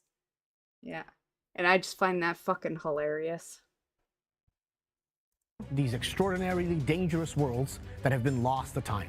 We're talking jungles of Peru, crumbling ruins of Greece, and the deserts of Egypt. Every location is packed with ancient artifacts. Especially since we have better Whether you're a graphics longtime now. fan Yeah, or someone better picking up a Tomb Raider game for technology, the and very they first still time, can't this do is a definitive a way better to experience game the than, adventure that started it all. you know, than the 80s and 90s. Tomb Raider pioneered 3D exploration back in 1996. With Legacy of Atlantis, we really wanted Lara's traversal to feel distinctively hers. It's precise, it's athletic, and deeply connected to the environments she's exploring. This is Lara at the top of her game. She's come through the Survivor era, emerged as a confident, accomplished adventurer, and you will see that in how she moves. The swan dives, the handstands, the acrobatic flourishes, they're all expressions of her character. And it's a lot of fun to watch it, but it's even more fun to play. I know, It's I important too for us was to born distinguish in that the this late isn't a remake. 1900s. A remake rebuilds what already exists with modern technology. You're old. Tomb Raider Legacy of Atlantis goes further than that and truly reimagines the debut game, all while keeping its soul intact. Environments are larger, iconic moments like Lara's battle against the T-Rex are transformed into epic gameplay encounters on a cinematic scale. The last Tomb Raider I played in Legacy of Atlantis are really satisfying. You manipulate. I'm ashamed to say was not the last one made, but it was Shadow of Tomb Raider. All of it to unseal secrets that have been locked away for centuries. There is Every actually solution one requires you to short piece little together clip on what Twitch you've from it. uncovered Other and than think that, I creatively how to didn't. do it. I And then didn't obviously bring it there's from combat, Twitch to which you've got YouTube. Laura's iconic dual But, pistols, plus but some other someone weapons that you can clipped a unlock along part the in way. it. This is the legendary adventure fans remember, reimagined in ways that weren't possible 30 years ago, with some new surprises. Tomb Raider: Legacy of Atlantis launches on February 12th, But yeah, that was the last one I 2027. played, It and that comes one out on came out PlayStation in 5, 2018. Xbox Series X and S, Steam, and Nintendo Switch 2. You can pre-order the game now. From the bottom of my heart and the rest of the I'll totally development team, play this, we cannot though. wait for everyone to experience this. Thank you so much. Some legends are destined I think to be I'm only retold. one behind anyway. I think there was only one between 2018 and now. Let the legend come back to life. I see what you did there. Because the thing that I've... Yeah, you I made was it about in. you. Tomb Raider Legacy of Atlantis is coming to PlayStation 5, Xbox Series You know, X, other than and S, remakes, PC, of and course. Nintendo Switch 2 on February 12th, 2027. Which is 2 days before Lara's birthday. And if it's not on your wish list already, then this is me, Lara Croft, asking you nicely to add us. Don't make me use my nasty voice. She'll do it. Seen it. Kind of like it. Okay, Right. so yesterday we learned about the next game from the creator of Assassin's Creed. It's called 1666 Amsterdam. It's officially back from the dead, baby, and it does look amazing. Now, I'm sure you've all seen the reveal trailer by now. Yeah, but we if you're saw keen this to learn one more, yesterday, here's an didn't we? exclusive gameplay feature from the team at Panache Digital. Yeah, I Enjoy. remember adding that. It all began with magic. In ancient times, the earliest human tribes would periodically gather in a sacred place. One of these tribes, the Zandaris, was entrusted with an ancient form of magic along with the duty to pass it on to those deemed worthy Oh yeah, to the bear it. cat. Yeah, I totally But remember. this gift came at a cost. The very magic meant to elevate humanity instead corrupted it. Those who received it were changed. And those who bestowed it had to learn how to take it back. Step into the role of Noah, heir to a long line of Zandaris, as she's about to become the Collector. She will not be alone. A choice must be made. One that will stand by her side throughout the journey. Together, they form the Union. Together, they must preserve the balance of the world. 1666 Amsterdam is coming soon to PC, but you can wishlist the game and play the prologue on Steam after the show. But we do still have one more great game to show you. If you've been holding out for a spiritual successor to the Mass Effect games, which I know a thing or two about, Oh, I love you the need Mass to know Effect about games. Exodus, the planet-hopping sci-fi RPG coming to PC and consoles early next year. I've Now, been the dev wanting to team, replay Archetype them on Entertainment, stream. is made up of a but, bunch of you know, ex-BioWare talent, same including reasoning as Drew always. Karpyshyn, who is the writer So of the many first two games. Mass Effect games, and Knights of the Old Republic, so you know it's got the juice. The team over in Texas have put together an extended gameplay reveal led by the game's director, Chris King. That is coming up next, but you should stick around after for our sister I'd show, like FGS to just add- Live from Los Angeles. I'd like to just add that the original team for Mass Effect was right here. Yeah, just saying. Just saying. It's one thing I always was proud of. They were from my city. Yeah. Right then, the time has come, the walrus said. I've been Alex Wilton-Regan. And then they And I have been expanded. Troy Baker. And this has been the Future Game Show Summer Showcase 2026. Oh, we nailed So that. good. Which means it is time for you, my dear friends, to enter the world of Exodus. Enjoy.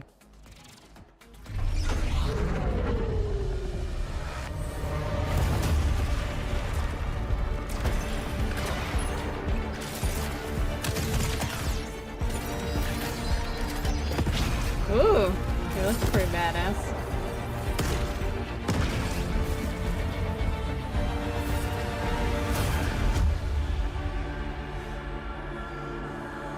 Oh, we're gonna get some actual Hey everyone, gameplay. I'm Chris King, game director on Exodus.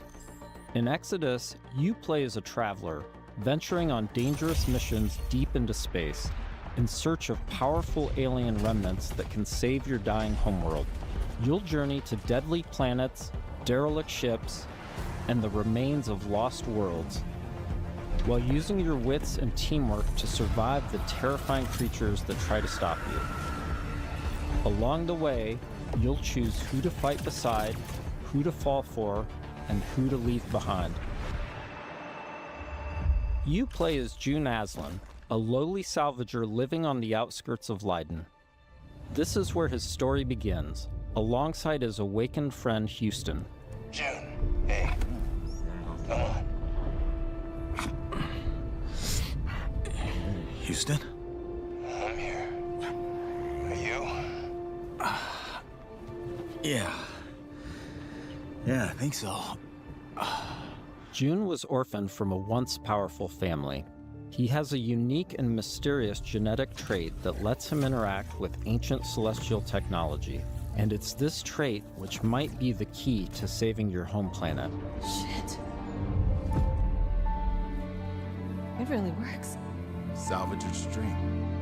You'll be able to customize your June as a male or female with several options to adjust your appearance. At the start of the game, you'll also choose your character's initial alignment, either a virtuous paladin or an ambitious immortal. Drop your weapons. Get on the ground. Lev, don't be stupid. They've got a combat mech. Drop your weapons now. These choices will shape your character and change how the world responds to you. Listen to your friend and let this go. Not gonna happen, you mercenary scum. Let's check out some work-in-progress gameplay so you can get a feel for the systems, storytelling, choices, and characters that make up Exodus. The first two companions you meet are Elise and Tom. Elise is an impatient mech pilot that loves to blow stuff up and leans into brute force. Tom is an experienced traveler who helps teach June the ropes. He tends to be more cautious and provides June with moral perspective. Let's join them as they start a new salvage mission. All loaded up? Gears in storage. My lovely suit. Good to go. Where's Tom? Last minute prep. Or drinking. Probably both. Does he do that often? I would have said Drinking I don't right blame before a him. job? Man's got his vices, but he gets shit done, okay? Nothing else to say.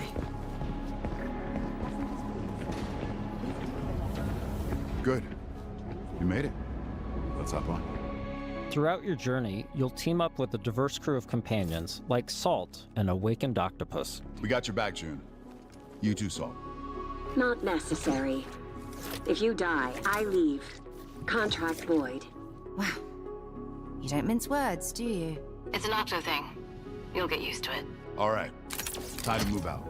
You'll also meet other interesting characters, like the mysterious Cece Orlev, voiced by Matthew McConaughey. Howdy, friend. Strange times we find ourselves in. Named Cece Orlev. In this scene, Cece It helps sounds out like June by him giving him because a it was recycler just upgrade. mentioned, but if it hadn't been With the new mentioned, I might not modification have added, caught it. Let's see how we can put it to good use in combat. Because he does put on an accent as well, right? June, what's it look like in there? A lot of mercs. But I think I can thin a few of them out without being seen. We got your back, June. But great Things go actor, I bad. like a lot of his We'll shit. kick in that door and come running. How you engage the enemy is up to you. In this encounter, June has to deal with a deadly turret, along with Lycan, the leader of the Fire Eaters. He's heavily protected, and things could get out of hand quick. Let's use this new recycler mod to stealthily take out some enemies and make things a bit easier.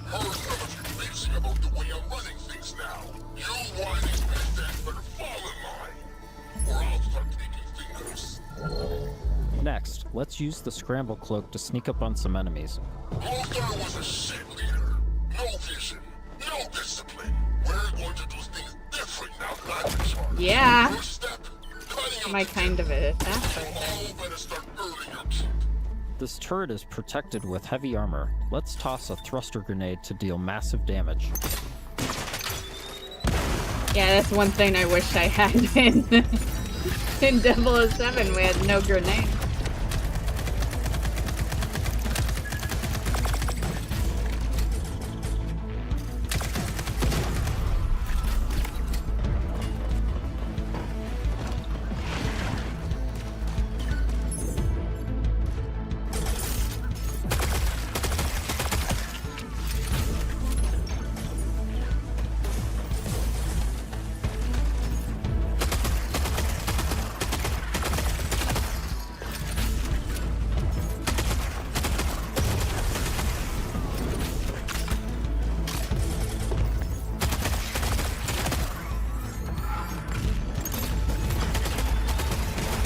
Awesome, that did the trick.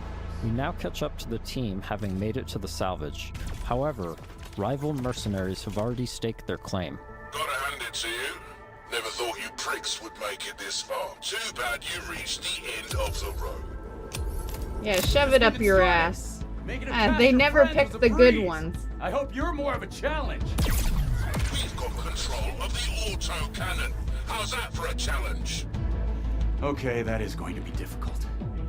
June and team have managed to push through the enemy defenses to the control room and now face a pivotal choice. June, time to do your thing. I'm in. Taking the guns offline now. Wait. This is a control room, right? Should be a way to open the airlock doors. Blast all those damn mercs out into space in one shot. Whoa, hold on. There could be dock workers and maintenance crew in there. We can't just vent the airlock. Fuck that. We're gonna walk up there to verify who's a merc and who's a zealot dock worker who might just kill us on sight anyway?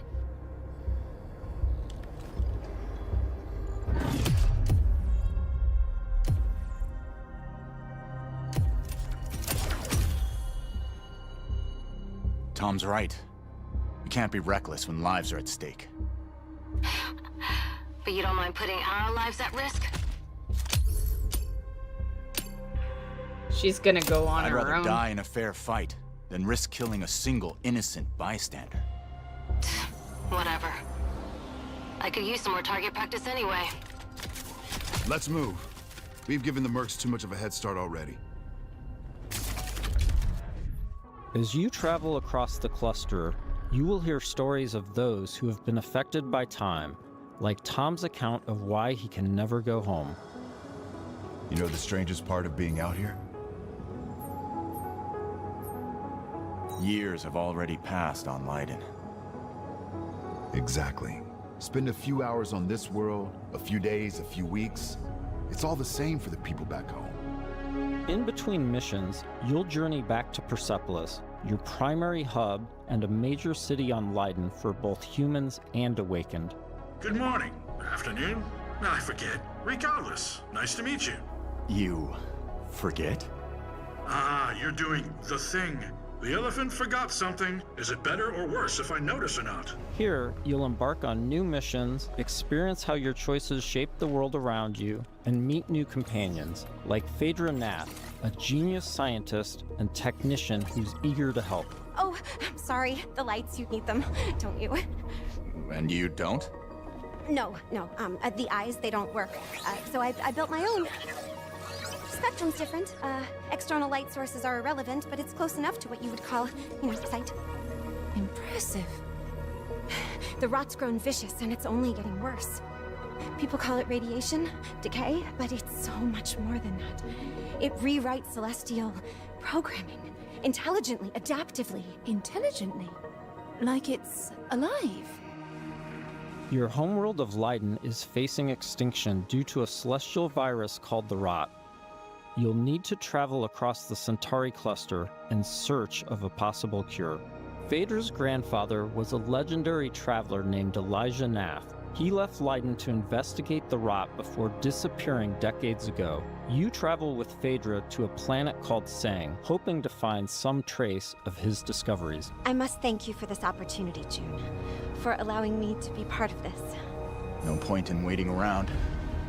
Next stop, Sang. Sang is a rocky exoplanet covered in a sulfurous atmosphere. You'll need to traverse across the deadly terrain to discover the ancient ruins where Elijah's ship crashed. Oh, wow. Not a dead moon at all. Okay, there were Celestials here once. How remarkable. Along with Phaedra, we've decided to bring Salt. Her long-range sniper rifle and abilities that specialize in confusing enemies should come in handy. Limestone deposits on those rocks in the center of the lake. If I can get there, I should be able to make a path across. Right, perfect. I suppose we'll just, wait, here. Sang has always been extremely volatile. Completely unideal for civilization, even during the age of the Detoneer. Incredible. Your induction clearly shapes the limestone itself, but what dictates the extent? Oh, so many questions and possibilities. This is already shaping up to be a most fortuitous partnership. Early travelers explored this moon, but they never reported anything of interest. The ones that survived, anyway. Of course, there have always been rumors in certain circles that one of the Detoneer factions may have hidden caches of treasure here. What kind of ghost is that? I don't know, but I'd wager it's not friendly.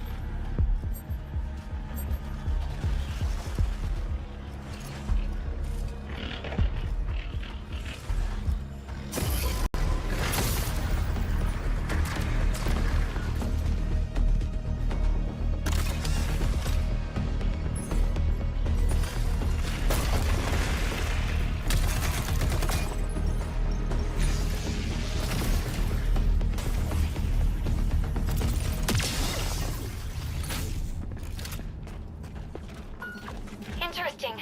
That door is also celestial. It looks like... Yes. Yes, this is definitely Truth-Seeker architecture. I might be able to use my drone to open this door. Shall I try? This is an incredible discovery, you know? So little of Sang has been explored. Because it's, so hostile. But now we can confirm that the Detoneer Celestial did have a presence here. During missions, June will discover ancient technologies that upgrade his gauntlet, a powerful artifact passed down to him from his father. Once upgraded, it unlocks new possibilities for both traversal and combat. Any idea what this is? I can't decipher it, but clearly this artifact was held in great reverence. June, be careful. A celestial technology can affect human bodies in unexpected ways.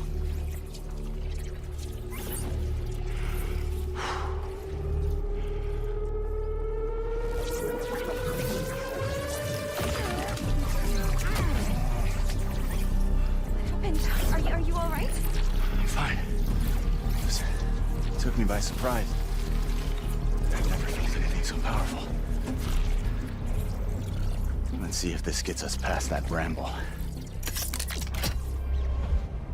Here we see June acquiring Lance, a powerful new gauntlet ability that can pierce and destroy bramble, a byproduct of the rot.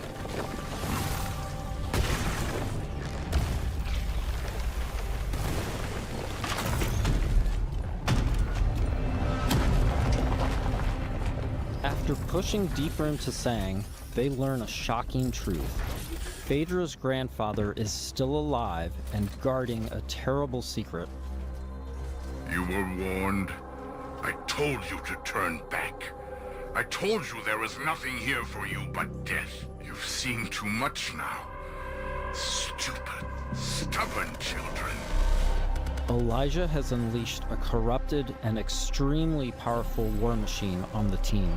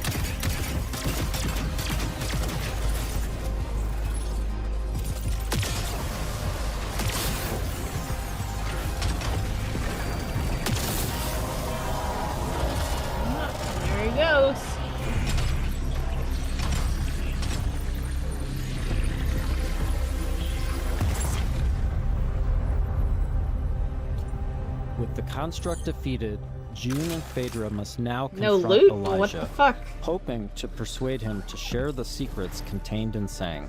Without this information, Leiden will be destroyed by the rot. This place is forbidden.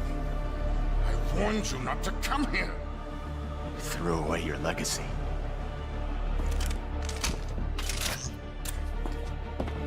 Phaedra! Elijah, please. Whatever you are afraid of, the answer isn't more bloodshed. I need a promise. A solemn oath. I cannot stop you from claiming the secrets of this world. But my dynasty will be no part of this. Elijah, what are you doing? The Nath bloodline ends here, my child. With me and with you. I will take our dynasty There's no to way the he grave shoots rather than her allow it to fall to the sway of in a Orion's gameplay thing. Like, there's no way. If she dies, you're not gonna I know don't till wanna you kill play you. the game. Drop your weapon and this doesn't have to end in bloodshed. But my dynasty ends here.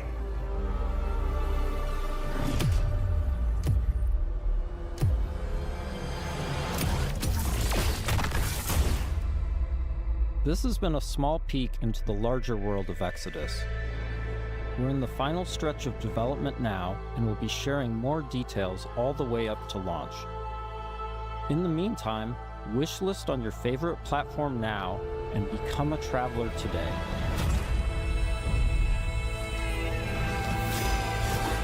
It looks good, but I don't know if it's good enough for me. Yeah.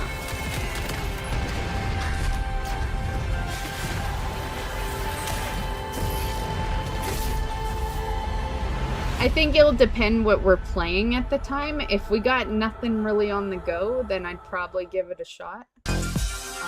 But it's nothing I'm gonna cancel plans for. You know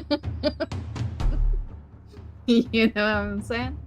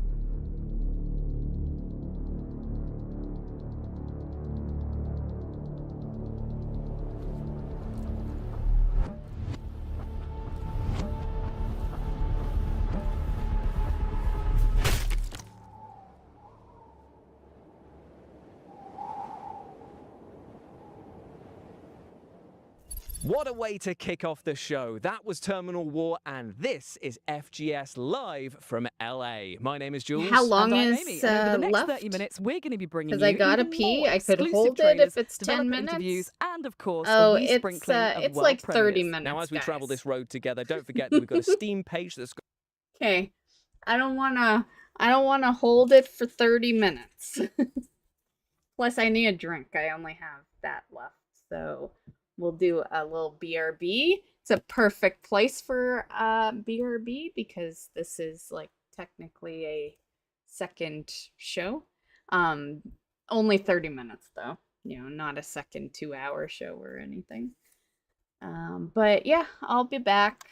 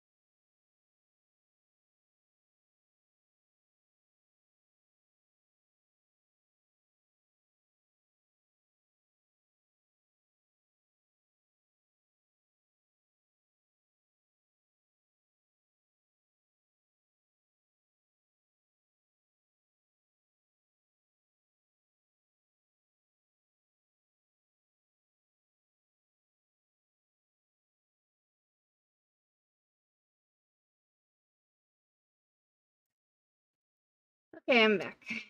Got a curation of all the games featured across both showcases, and of course, you can wishlist them all right now. Up next, it's an exciting reveal for Belle's Fanfare, the viral sensation.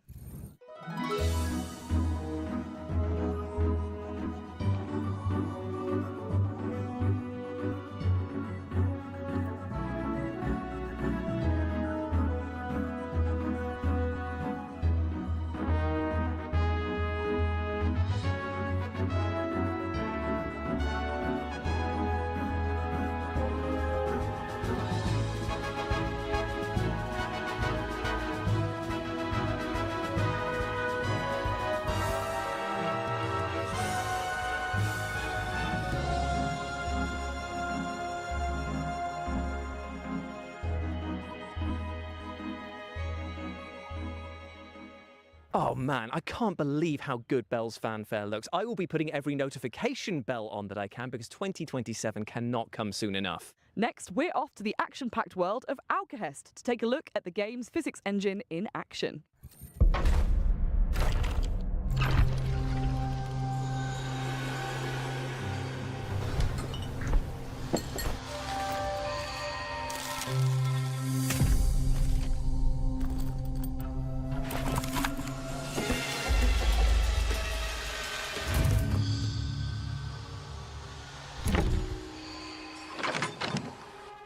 Can't just break down the door.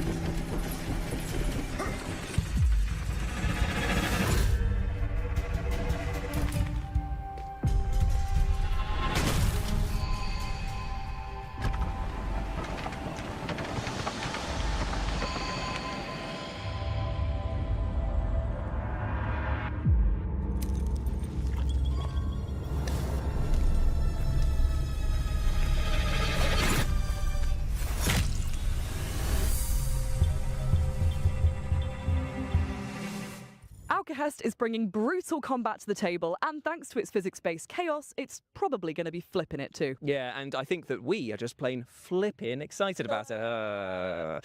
Up next, let's take a sneak peek at the PC Gaming Show, which is upcoming very soon, and also will contain a teaser for a game that I know you are all incredibly By soon, excited he for. means tomorrow. Just to clarify, that particular show did not air today. My name is Mikael Kasurinen, and I'm the creative director for Control Resonant. We hope you enjoyed this small teaser. Tune in tomorrow for the PC Gaming Show for the full reveal.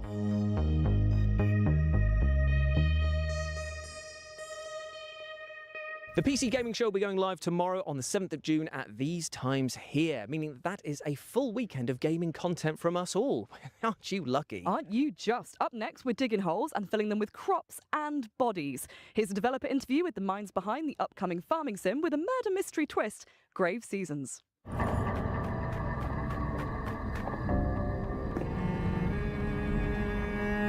My name is Emmett Nahil. I am the narrative director and co-founder at Perfect Garbage Studios, and we are creating Grave Seasons, our murder mystery farming simulator. In Grave Seasons, you not only have to grow your farm, build your relationships, but also figure out who the supernatural serial killer in town is going to target next. And as you play through, as you learn this killer's patterns, the year comes to an end, and as you start again, a different supernatural serial killer will be active at the start of the game.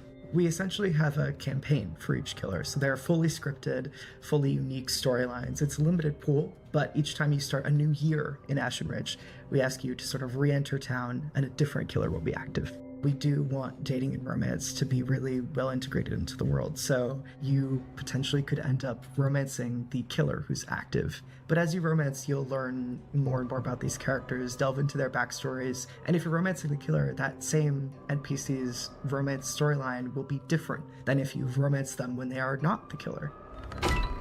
And your task isn't necessarily to catch them. You're not a cop. You're not a narc, really. Your job is to protect who's next if you want to. So you can craft and forage and find different ways of protecting the next potential victim from the killer if that's what you want to do. Or if you want to just watch chaos reign, you can do that too. So we can't say exactly how many killers there are right now, but what I'll say is that we do track and understand how much chaos you've sown in town. The game is paying attention to the choices you make or don't make, and the world changes as a result of those choices. I'm truly most excited for the first moment that a player decides to investigate a crime scene or to poke at the after effects of a murder. I think that that's a moment that really sets Grave Seasons apart and makes it clear that this is both a cozy game and also a horror game at the same time. And that moment of discovery and following clues and tracking down these leads is something that I'm really excited for players to get to experience. Again, you aren't playing a cop or really an authority figure in this game, so all you can do is follow clues and investigate these leads as you find them in the world. As each killer progresses outside of murder scenes and outside of these attack scenes, whether you've prevented it or not, things will change in the world. NPCs' homes will change. The potential victims' homes will change. There might be different leads that will draw you to different spaces in town. Our writing team are huge horror fans, and so we're always going to try and sneak in little references and little hints for folks who have a keen eye out for that kind of thing. In-game, I will say that between playthroughs, there might be little secrets that you can uncover as you play more and more in Ashen Ridge as well, too. If you love the interpersonal dynamics of older farming sims like Harvest Moon, but you also love deeply written and sort of heartfelt character stories, you'll love Grave Seasons. We really want people to get invested in the characters and also in the world. I will say we have a demo coming soon. Can't say the exact date yet, but keep an eye out for that. Grave Seasons is coming to PC, Xbox, Nintendo Switch, and PlayStation. Feel free to wishlist us on Steam and check us out.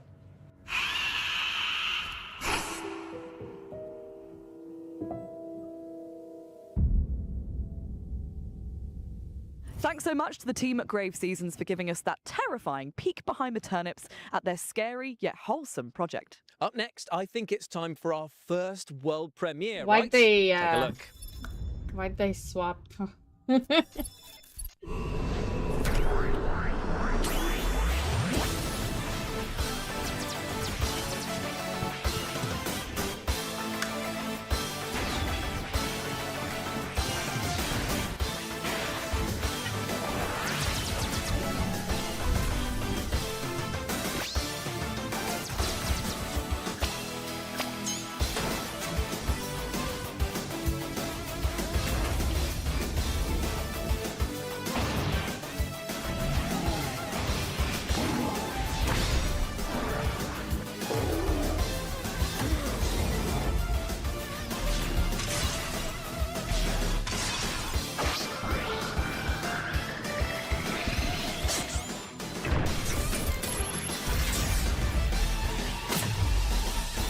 Gemini X. Mega Man fans the world over are going to be rejoicing with the reveal there of Gemini X. I mean, it's got robots, it's got sci-fi action, in a and it is sense, slick and in a sense, I'm Gemini X because I'm a Gemini. and I'm Gen X. So yeah, in a sense. stylish to boot. While we cool down from the LA sun and that spicy world premiere, here's some back-to-back trailers for amazing games that are heading your way very soon.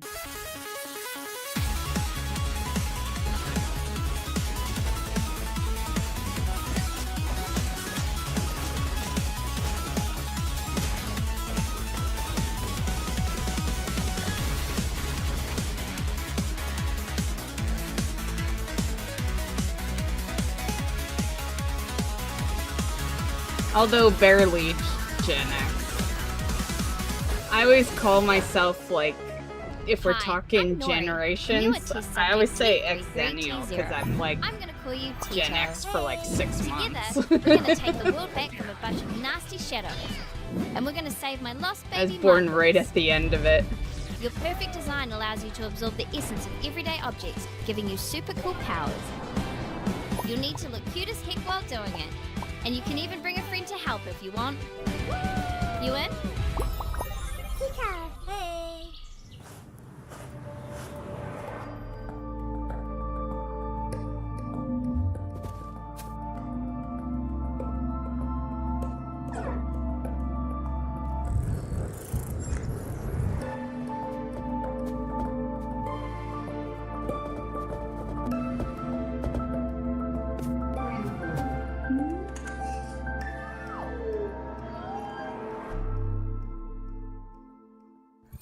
was VED Recure, Tito, and Paradoxical for you to chew on, and they're all available to wishlist right now. Now, speaking of mouthfuls, our next game puts you in the rather horrible position of being a dentist performing operations on monstrous sharks. Sharks who might not be that pleased about having their teeth pulled, I might add. Yikes. This is Shark Dentist. Who would want to work on a shark? Jeez. And why do sharks even need a dentist? Like, they'll be okay.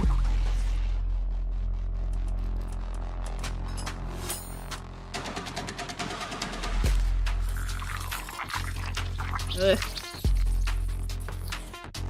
I wouldn't even want to play a dentist. Like, you know, a dentist working on a human? Like, I wouldn't even want to play that. I very much like that I can't see what the dentist does.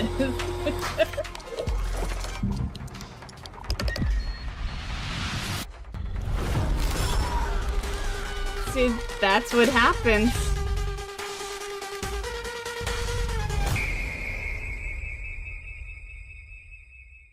Oof, as they say, a harpoon a day keeps the sharks in your dentist's office away.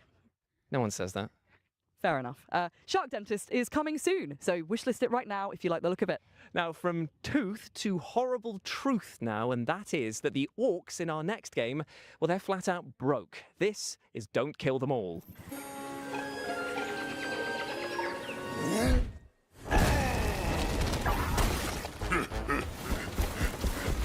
I always felt like orcs were always broke.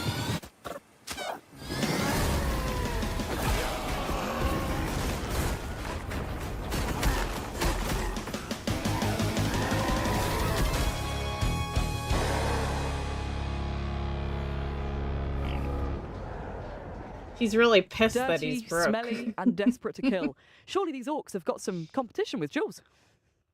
You can wishlist Don't Kill Them All right now, and there's also a free demo on Steam. Thank you, Amy, for those powerfully hurtful words. But thankfully, though, I can scrub that insult from my mind with our next game because it's time to chat to the developers behind the one and only Power Wash Simulator 2. Ooh.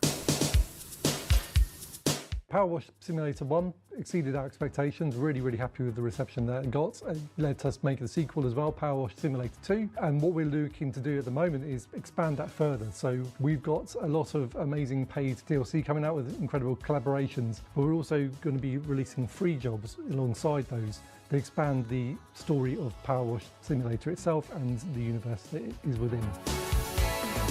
So in Power Wash 1, we had these free jobs called the Muckingham Files, and these are all contained within the town of Muckingham. I never played In Power 2, Wash. Now that we're covering the whole county, we're calling the bonus jobs the Caldera Chronicles. So with the Caldera Chronicles, Like, the I first feel job that like we've a already game released, like which is a free this, job, is the miniature village, which the sort of only plays on reason the I'd idea of play it being a would be giant for and a very small achievements. town. The next one we're going to be releasing soon is the bowling alley. I guess it which is depends set what in the else happens 1980s. in the game. It's going to be frozen in time after an event tied to the main story occurred, and all the decor reflects that era. And we've also added a few interesting little things in there to play with the physics of the game. So there's also a bowling alley that you can interact with. Okay, using the that would power be washer cool. To push the bowling ball down the lane. I'd probably try and get never leave skittles the down. bowling If you were alley. To do that successfully, you can get a little celebratory video on the 80s style TV in the room as well. The next job after that will be a bouncy castle, and here you will be able to jump higher than usual while bouncing around to get to those hard to reach spots. I don't know, Simulator I'll add 2 it, is I'll out see. now on Steam, Yeah. PlayStation 5, Xbox Series X and S, and It's Switch like I 2. play other The Miniature Village is simulator out now, games, you and know, the bowling alley TCG. and the bouncy castle will be coming later Have this I year. played any others on stream? I've definitely played others. Thanks to but Future Lab for chatting with us and for the reveal of Stream-wise, those I'm 2 not new sure. levels which are coming our way very soon. I tell you what, you've got Where's my tiny model pencil? villages, old bowling alleys. If you chuck a few swans in there, you've got the makings of Hot Fuzz 2, right? Yeah. But anyway, I think it's now time for our next world premiere. World premiere. Let's do this by the book. Roger that. I think I heard him. Light. Maybe if it's on sale, maybe we'll play it for a bit after. No, wait. This.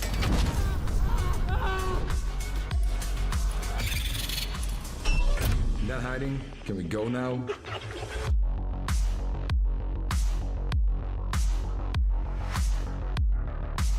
Expendabots is an upcoming Extraction title with a cool twist of the fact that your little robot has a tiny 3D printer built onto their backs, meaning they can craft as they go. What's not to love? Being cursed. Sorry, what? You said what's not to love, and I think being cursed would significantly suck the joy out of life. Well, that's actually not entirely true, because our next game, Curse Mark, is all about being cursed, and it looks bloody fun as well. Check it out. Ooh.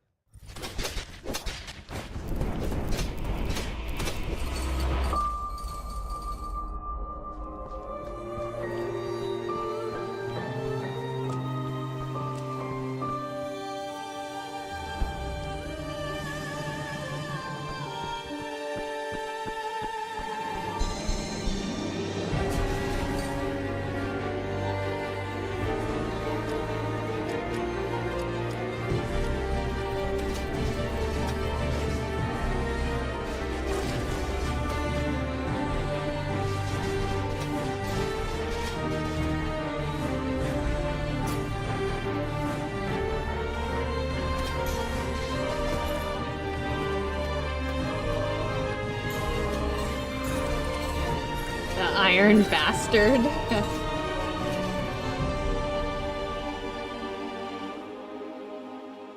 With near infinite ways to That's in tweak 2 your build days. and customize your loadout, Curse Mark is going to keep roguelike fans engrossed for ages. And it comes to I early have access Rayman June on the 8th. wish list. We Indeed, saw it that does. the other Now, day. our next game is a little strange, but bear with me in a pretty literal sense here, because Barbarian Saga, the Beastmaster, is all about using the power of animals to overcome huge challenges. Take a look.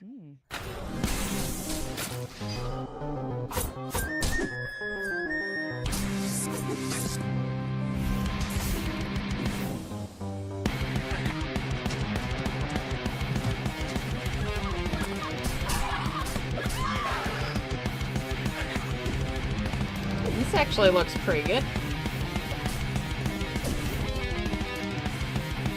Kind of tired of rogue like these ones. You got a point, yeah.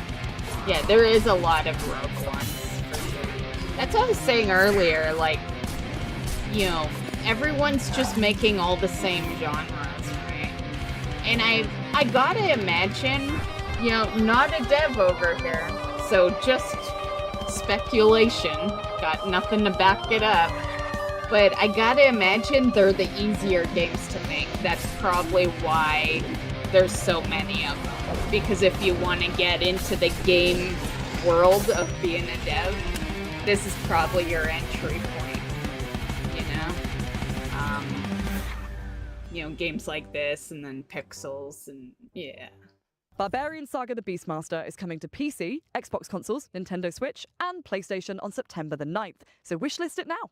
Next up, we're about to take a deep dive into the aquatic horror title Dark Mass, who have got a very special announcement for us all. This place has been buried for centuries.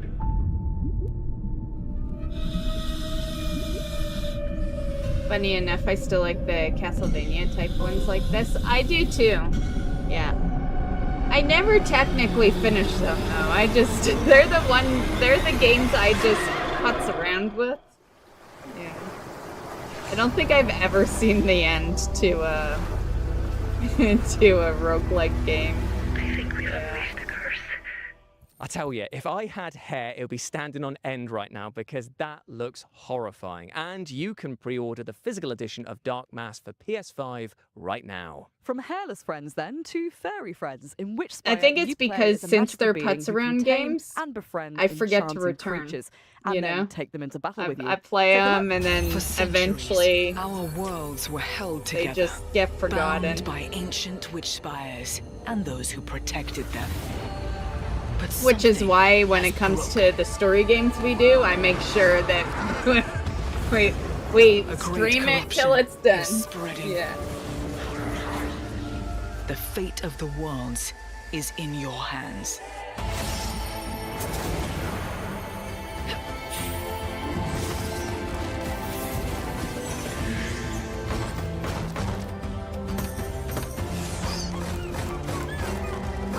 At 200%, Does that mean you played it twice, fully through?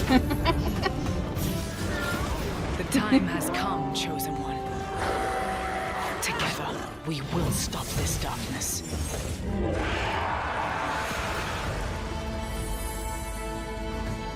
Ooh, that's on Wednesday. Witchspire is casting all the right spells on us, and I would not be surprised to see it magic itself onto your wish list by the end of this show. And speaking of magic, let's continue to pull another banger out of our hats now. And trust me, this is a doozy. Here is a developer interview with the awesome-looking Rayman Legends Retold. They are docile enough to ride now. Best make haste. I don't know. I'll play this one when it comes out. Can we take some extra? As I said, I have another Rayman game Rayman on Legends Steam. Retold is an ambitious remake of a cult game haven't released in installed 2013, Rayman Legends, and it's be expanded Yeah, that's with probably the new one. gameplays, new levels, new story. That's probably the one. I think it will be for new fans a starting point to 2013. discover Rayman for the very first time with voice acting, with storytelling, with a bit more stakes, with a villain. For fans, I think it's more of a canon version of the world of Rayman that you will rediscover and that will serve as a basis for the future. So I think that it could serve both for a new audience and returning Rayman fans. The early conversation we had was what's the best way to bring back the franchise with the best possible team, because we did not have a team anymore. Many of the people either left the company, No, so went on other projects. Some of them Symphony are of the still Night, part of the core if you team do and the beyond final Level boss, 2 at the moment. right, So there's part a of the thing was, castle how can we unlock? rebuild the team Oh, nice, capable of making Rayman games again? Cool, cool. Really quickly, we also defined what could make Rayman Legends a better game if we reinvent it in terms of flow, modernization, etc. And also, we defined really early that we wanted new content. That because it's a game that not 30 years old or 20 years old like some older remakes, and that's how it led us naturally to a more musical level because they were cool and we made brand new ones. A new entire world, World of the Dead, with a new ability to have more of the platforming that people loved, and brand new levels in terms of gameplay. You know, in Rayman, there's always been some sort of mounts, like the mosquito level in Origin. So quickly, we thought that the dragon, obviously medieval themes, castle, dragons, they were playing a big part in Legends, but always kicking your ass. So we thought, okay, now let's reverse that, and we will use the dragon to kick people's ass. A bit, I would say, Panzer Dragoon, Star Fox style. So I'm in an exciting ride. I do barrel rolls, I shoot fireballs. I'm gonna blow up stuff. Really quite simple gameplay in a way, but you know, ambitious realization on top. The intention of the sixth world, it came from a will also to have a new tonality and a new side-scroll gameplay that were a bit on the more difficult side. And then as we were thinking about the new narration, especially introducing a new villain for the IP, that's how it led us He to looks the theme of badass. corruption, that villain that you will see in the trailer. And that guy basically is corrupting all the bosses, but also has took entire control of the world of the dead. And so basically to kick his ass, you need to go in the world of the dead, and to survive there, you will use that new ability, the power of light, to face enemies and obstacles. And it's more of really cool platforming gameplay of Rayman Legends in brand new levels. Because they are brand new levels, we can play more with 3D.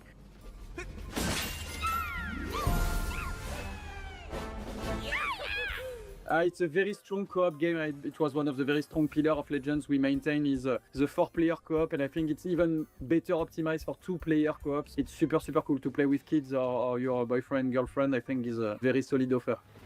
So Rayman Legends Retold is coming for all platforms on October 1st. Solid and offer. I'm enthusiastic to have everybody playing it and trying it out.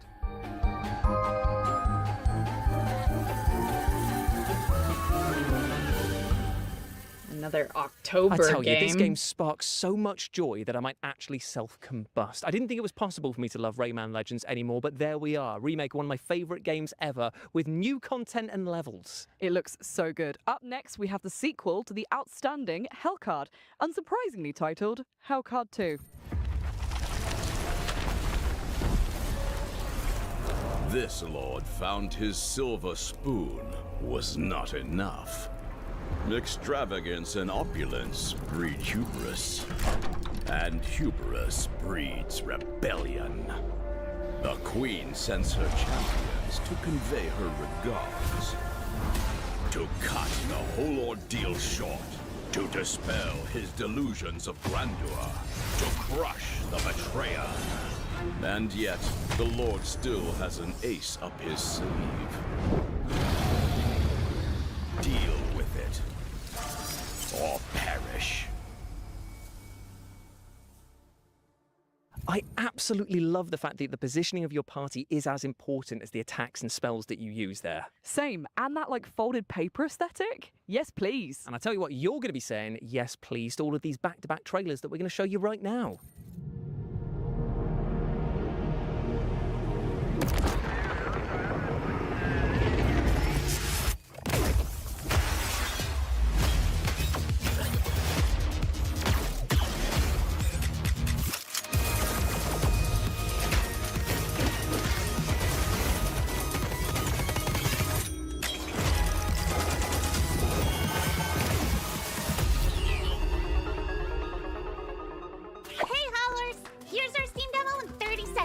Let's go! Hey! There's fighting! Whoop out! You can form! Woo! Saving the town! Hooray! Our demo is available to play right now, but these updates are coming soon. Skill tree upgrades! Get stronger! A new Twitch integration update! Oh my goodness, save the Okay, weddings! I just looked. Power washes on sale. These updates during Steam Next Steps. Ooh, we did it! Thanks for watching! He told me not to come look for him. Anyone in there? But I've never been good at following rules. I'll buy it after the show's done.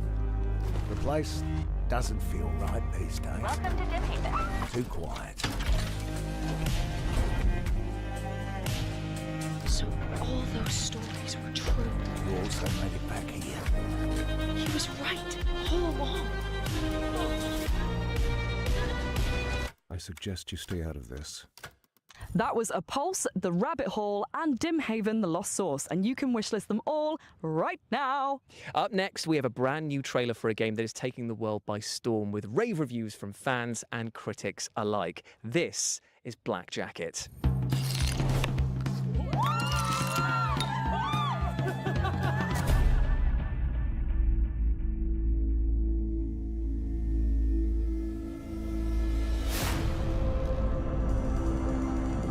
Show me what you can do. You never measure up. I got fun cards. Let's play.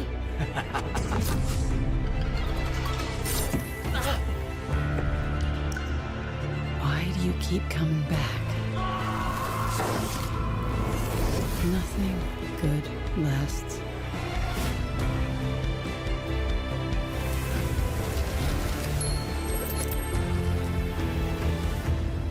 Take the coins. You've earned them.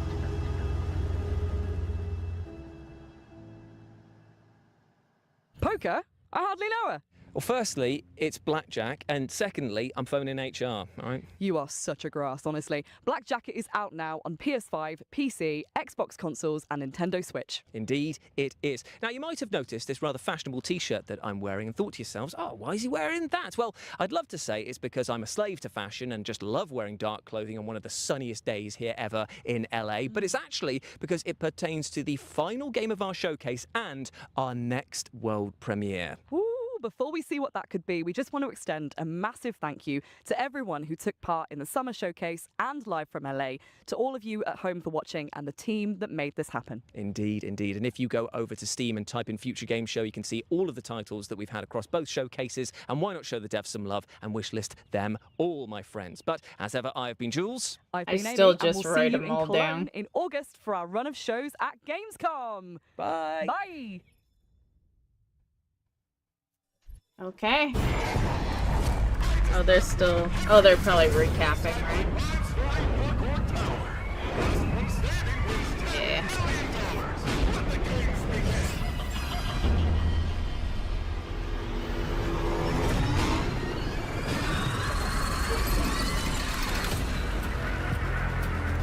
Oh, was this the question mark game?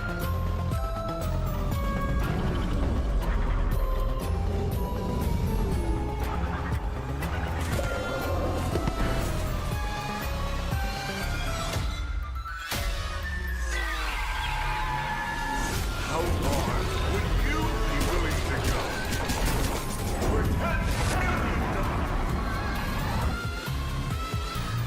Season 58? What the?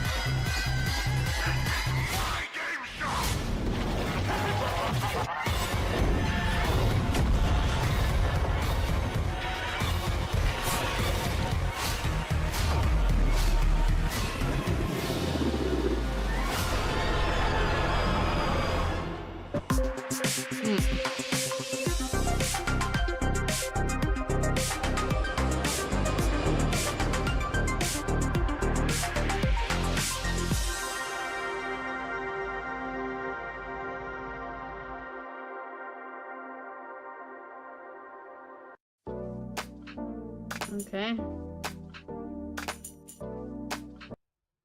Okay, well, that wasn't bad. I would say of the shows we've watched so far, which is, I'm going to include State of Play in the mix because technically it's not part of this gaming show batch, but they did do one this week, so I'm going to include them. But technically it started with Summer Game Fest. But I think this one was the best, actually. Yeah, which is funny because Future Game Show is usually like the I want to say the mid one, but mid is such a bad word now, but it's like usually the one that recaps a lot of games that you've already heard about, you know? And yes, it did recap some, but there were a good chunk of new ones. Nintendo doesn't take part in these, they do their own. Yeah. And hello, Arsenal. Yeah, Nintendo's horrible for their shows because one, they're never part of this. They like to be the center of attention, so they do when they do their show, no other shows are doing anything, right? And because of that, and this is why I know they do it on purpose that way. Because of that, they give you absolutely no warning. I can never truly schedule the Nintendo ones because you find out the day before. And you know me, I like to schedule things like a week in advance. And I always like mess up the schedule for those Nintendo Directs. And it fucking pisses me off every time. I hate that they give no warning. Yeah. So, but we should be expecting one at some point. Yeah. Yeah. I'll let you know when the next one shows up. But yeah. Yeah. I think if I remember right from past years, they usually do one like a month after all the hype of this is done. So we may see one, you know, maybe in July, August or something.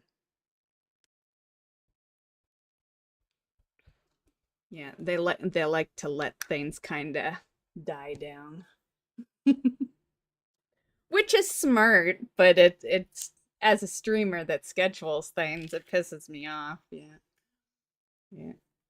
So what do you guys think of the future game show? And second question, do you guys want to watch some power washing? Are you guys into that game or you know, or what?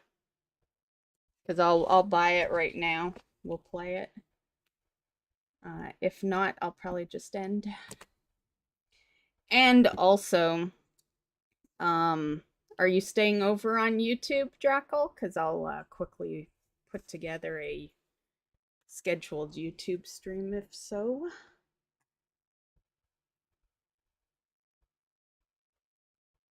I just got here, so I don't know what you're talking about. Oh, they announced Power Washing Simulator. It's a power washing game. They announced the sequel to it. And I've known about the Power Washing Simulator, but I never truly was interested, but now it's like it's so popular it's getting a second one. We might as well check it out and see what the hype is, right? To be fair, the simulators, they sneak up on you sometimes. I didn't expect TCG Card Simulator to be as good as it is, and now I have tons of hours in that game. Like, so those simulator games, they probably hook you more than they hook a viewer. I'm just gonna say, like, they really they've, you know, once you get playing them, and yeah, it's kind of like Minecraft. It seems like nothing, but once you play it, all of a sudden it's 2 in the morning, you know? Yeah. I'm assembling a dresser, so I'm on YouTube until I get home. Okay, I can schedule a stream. You'll just have to give me a couple of minutes, guys.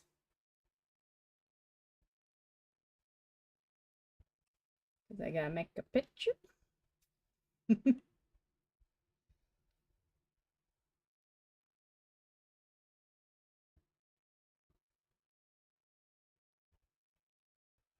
And I gotta, I'm just gonna swap us to a black screen. My apologies. But just so I can kind of do stuff on this monitor. I'll put us in the WoW section. Okay, so not totally black screen. Okay. Okay, so normally I'd drop YouTube right now, but since it's gonna take me a couple of minutes here, I'll keep YouTube up. But Future Game Show is done, so if you were there just for that, it's, you know, I'll forgive you if you leave, I guess. Just this once.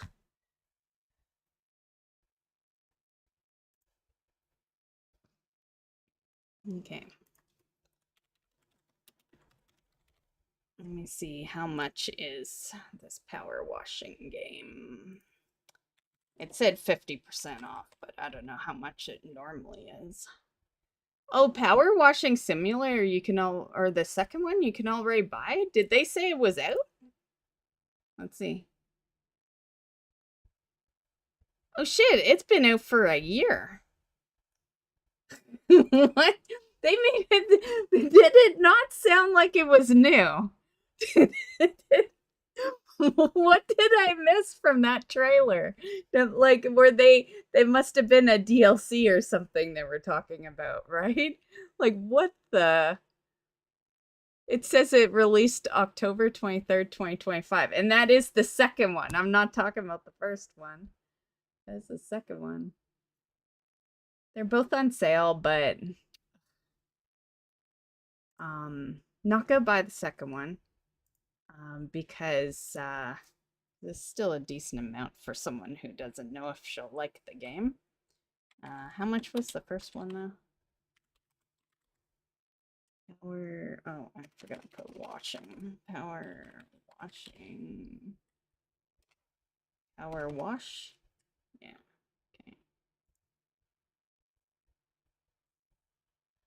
okay. 20 bucks. Do I want to spend 20 bucks? You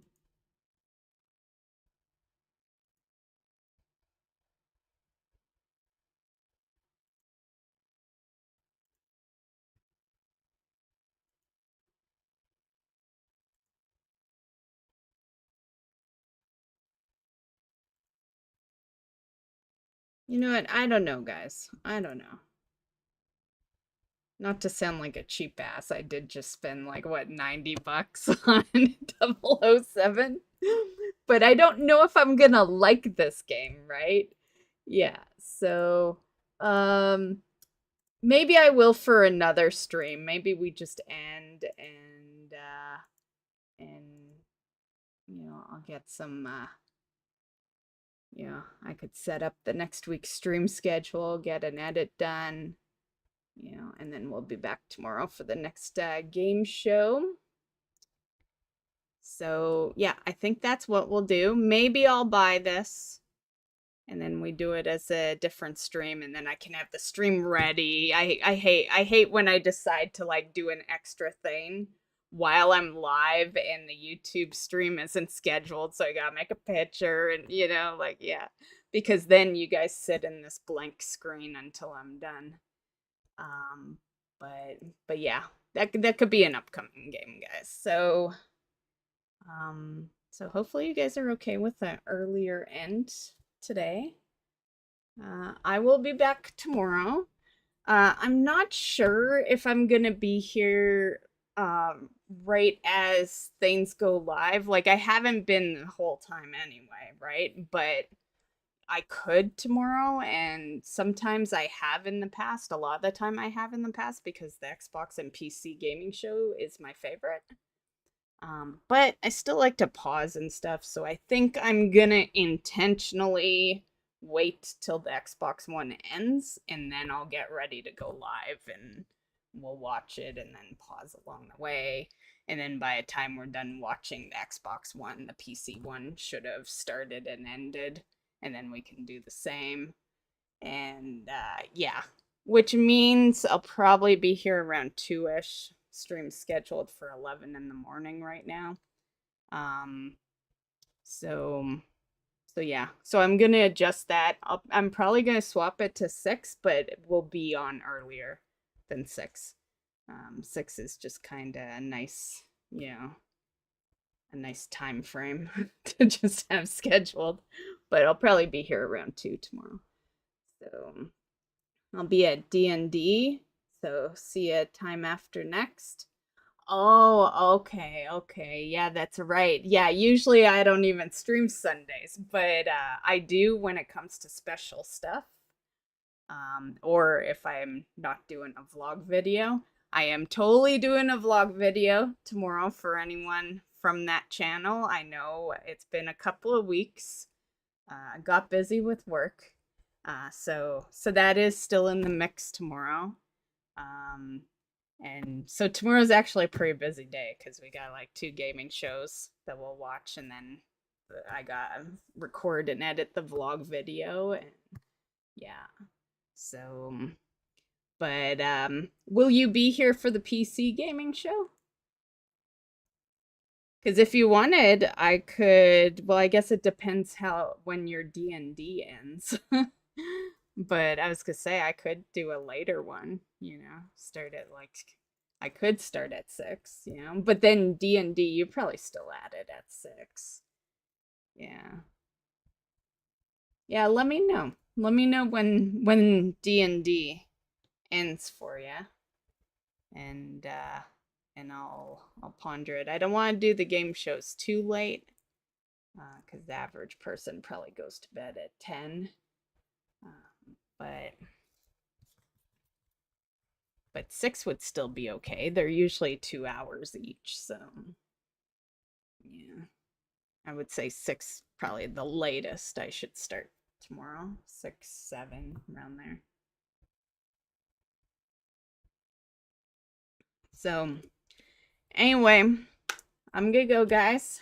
Have a great rest of your evening. Have a good weekend. And I'll be back tomorrow with the Xbox show and the PC gaming show. And yeah, have a good one, Arsenal. Thanks for stopping in. Was there any games that interested you, or you said you just got here, right? Yeah. My bad. I'm ending just as you get here. My bad. When is the PC show? Well, technically it's earlier than when I'll do it. But we would do the PC show around 8. Yeah. Because Xbox would be like 6 to 8, and then PC 8 to 10. And I think I'm an hour ahead of you. So 7 p.m. Pacific.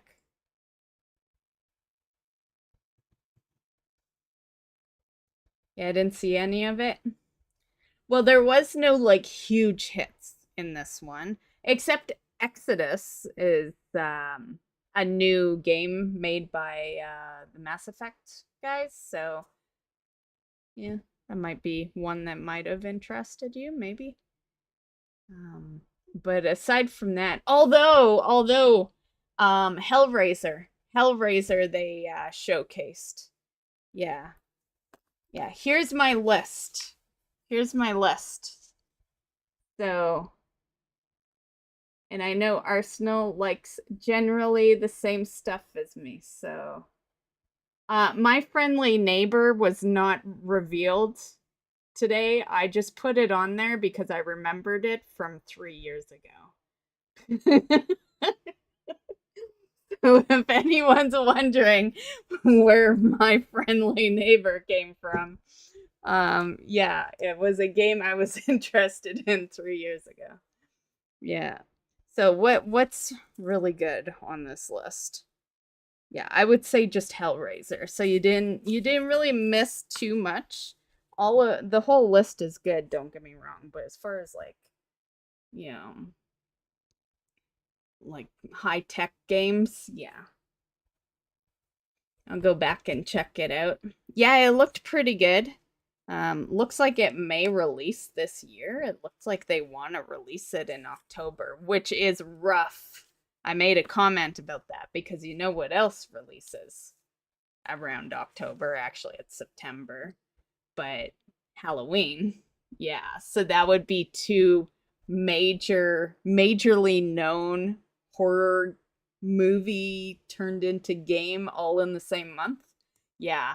And I feel like that's a bad idea because like I love both, don't get me wrong, but for both to excel well, they need to not be competing in the same month, you know? Like I'd rather see them both do well than people have to pick and choose, you know? And you know how it is. You pick one and then you forget about the other one, right? Like for a lot of people, you know, cuz people, you know, a lot of people aren't completing games in like a week. So, yeah. But yeah. Yeah, I can't wait for that Halloween game. Looks so good. Yeah. But yeah, anyway, I'm gonna go. Have fun at D&D tomorrow. Drackle. Have a good night, Arsenal. Good night, Lurkers. And we'll see you tomorrow. Bye.